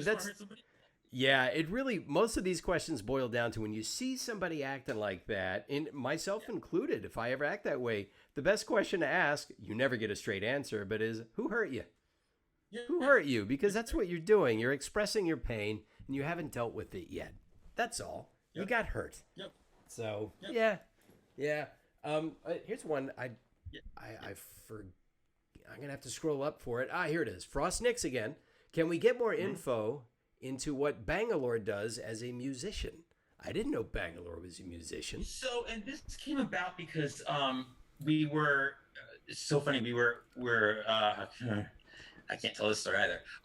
We were working on something. All right. We were working on something that I had to come up with a story about Bangalore's family before she got stranded in the Outlands, and I came up with this story about her family and the send-off they give whenever somebody in their family goes off to war, and how they throw this party. So the last thing anyone expects is for me to tell the story about Bangalore's family's parties. Like, that wouldn't be a story you expect with Bangalore. Is like, what a great party she throws. And so I came up with this story, and then I ended up telling it on Twitter as well, and that she and her brother played guitar and she sang, and they would almost compete to see like who could like outshine the other when they do duets. And I don't know, it just like that's one of those things we were talking about before, where like it's a facet of their personality that you don't expect. Like, there's probably a part of her that doesn't want to sing right now because it reminds her of her brother and her family back home, and she doesn't want to. And when we choose to have her reveal that, whether it be in game or whatever, it's going to be at a moment when it means something and it matters, and it's not just going to be like we're just going to randomly have her sing for no reason. You know what I mean? Well, and this is something that a lot of you may not know because you don't write, but I would just, I don't want to speak for Tom, but when you write a story, even if it's a one-off story, it's a movie screenplay or a TV show, you have, if you're creating your character, you have a whole world you've created for this character full of details that will never make it into the story ever, but they inform the character and it's easier to write for them. They're more three-dimensional in your head. So the difference is, in a game like Apex, you might have a chance to show them tons of things that would just never make it into a conventional story. So, all right. I think we could take one or two more, and then we should let Tom go. And me. This has been 2 hours. I know it flies right by, but we don't want you to suddenly slip up and start revealing stuff. I know, right? Okay, let's see. Alex Mendoza 615 asks, Have you guys ever thought about adding content creator gun charms like Staycation and some of the esports teams like Energy and TSM? I guess maybe as a nod to some of the people that play the game and have very big audiences. Maybe they thought about it. Not my department, but maybe they have. I don't know. Gotcha. I think it's a cool idea. I think it's a really cool idea. I would love to do something with fan art. I feel like some of the fan art is so phenomenal. That Somebody asked that earlier. Yeah, they were asking, would you ever include fan art in any of the story? Of course, you'd have to give attribution to them, so there's no legal problems. But we would get credit, and I would love to. I'm so blown away. I didn't get the fan art thing in the beginning because I'm not used to it. Like we didn't have we didn't have a lot of fan art with wrestling and soaps, but like now that I've seen it, I'm constantly blown away. Like I can't even wrap my head around it. It's some of the pieces are gorgeous, like just amazing. Yeah, exactly. There's a lot of that. Let's see. Here's one from Glider361. Are there hidden bits of lore that no one has picked up on yet, like Easter eggs? Ooh. People tend to get everything. I mean, as a group. Yeah. We think it'll take them weeks, and it takes them like minutes to get it. Yeah. There's one big one that a few people have caught on to, but I feel like it's not as prevalent as it should be. Like I feel like I should be seeing this all over the place, and I don't see it all over the place. But I'm not gonna say what it is because it'll be a nice surprise when it's real. But like there's one that I think is really obvious that not a lot of people have picked up on. But yes. Okay, good. So get back into it there, gamers. You've dropped the ball. You've missed something. Here's one from June McGee, one of my main mods. Don't be sad, June. I see your question. Do the other legends refer to Crypto by his alias Hyun Kim, or do they call him Crypto? I get this question a lot. They call him Crypto. Okay. They know. So here's the thing. They know he's paranoid. He talks about being paranoid in every one of his lines of dialogue. He's always talking about them. They don't know who he really is and that he's on the run for his sister's disappearance and all that. They don't know any of that stuff, but they do know he's paranoid, and they do know that he thinks they are out to get him. And so when Mirage is making fun of him, he's making fun of him for that, but he doesn't know the details. And yes, they call him Crypto. I don't think anybody calls him by his real name because he doesn't talk to anybody on a personal level. He thinks everyone's out to get him. So okay, there it is. All right. Let's see. I think we should go ahead and wrap this up because there are more people here now than there were at the beginning of the interview. So it will just keep snowballing because I think they realize you're dropping pearls here. You're dropping pearls of wisdom. Am I? I don't think I am, though. You are giving them just enough to make them say, I think if we keep watching, he's going to tell us something. I think it's like, no, he's not. I'm going to do this a long time, man. I'm going to do this a long time. Yep. Okay. All right. One last one from Dat Boy. Right. Is there someone Gibraltar will not save? Is there anyone he would not help? He would rather leave them? I mean, he seems like the cheeriest guy there, along with Pathfinder. No, but I really want to test that question. Yeah, like who could possibly get on his wrong side? The answer is no, but that's what makes a good story is when you're like, I want to know the answer to that question. Like, put him in a position where he has to save one. Oh, that would be amazing. Yeah. That's good. That's a good we story. Might. Okay. There you go. There you go, Dat Boy. You inspired him. Keep your eye on season 6. You never know. All right. Now, usually I would do a little improv.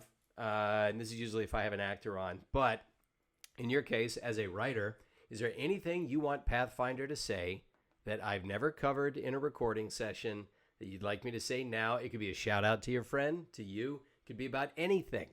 I am here. Or it could be something the chat wants them to say that they gin up with you. Your call. I am at your disposal. The thing I really wanted you to do, and I was thinking about this last night, the thing I really want you to do has 4-letter words in it, and I don't want to ruin that. I really, really, really wanted you to do the Sam Jackson speech from Pulp Fiction. Oh, it's Pathfinder. But it's got way too many 4-letter words in it. Damn it. Which death box is yours, Pathfinder? It's the one that says "bad mother" beep on it. I knew you were gonna ask me this too all night. I was like, what am I gonna say? Oh, somebody's saying Ash is saying have him do the Blade Runner speech. Ooh. Yeah, the Roy Batty scene at the end, which is one of my favorite speeches in films. Yeah, can somebody pull that up? Somebody pull up that speech, or actually, I should do it. I almost have it memorized. Almost. Oh, really? Because I have a Vangelis. I think it's Vangelis. I like Vangelis' music a lot. And if you have the Blade Runner soundtrack, it has his speech in there in the track called Tears in the Rain. I wonder, you know what? This is akin to quoting Shakespeare. I would not put it on the same level as Shakespeare, but being able to quote out of nowhere. Yeah. As Pathfinder, you know what? Here's Pathfinder's End. I'm writing it for you. And God. I want no credit. In season 40, I've seen things you people wouldn't believe. Attack ships on fire off the shoulder of Orion. I watched sea beams glitter in the dark near the Tannhauser Gate. And all those moments will be lost in time, like tears in the rain. High five. I love it. High five. Yeah. I love it. Yeah. So there you go. There's Pathfinder doing the Roy Batty Tears in the Rain speech. I love it. I get goosebumps from that speech. Not because it's me. It's because that's a beautiful piece of dialogue from a movie too. Because you're trying to think, what do sea beams look like glittering in the dark, and attack ships on fire off the shoulder of Orion? What does that look like? It's like, this is what an android saw. And why? I don't know. It was part of his programming somehow. Anyway, yeah. And yeah, that's what Pathfinder says to himself now while he's waiting for his grapple to recharge, by the way. That's his monologue. He's got 35 seconds, and he just, fine, I'll do the Roy Batty speech. I've seen things people you wouldn't believe. Tick, tick, tick, tick, I like tick. that. We should put that in game. Yeah. All right, next record session. Although, geez, isn't that a good way to get sued? Yeah, probably. Yeah, probably. Ridley Scott's going to be on the phone. Homages to things before. Yeah, we've got song lyrics in there. I don't know how you get around that, but there are song lyrics. They're not the exact lyric. We changed the lyrics. Okay. Very law. As long as it's not the exact one, yeah. Very smart. Very smart. Okay. Let's see. I would say that the only thing left to do is, first of all, to thank Mr. Tom Casiello for showing up and devoting so much of his day. Yeah. Now, I guess, is there anything you would like to say to the community? They're here. I'm going to cry. They're hanging on every word, brother. No, don't do that. Thank you. Just thank you very much for everything you've given us. We care a lot about this game. We care a lot about these characters, and the immeasurable way that you care just as much as we do. It blows me away. So thank you. And I'm gonna cry. See, I told you, I cried everything. Thank you. I promised myself I wouldn't cry, and I didn't. Tom did. Exactly.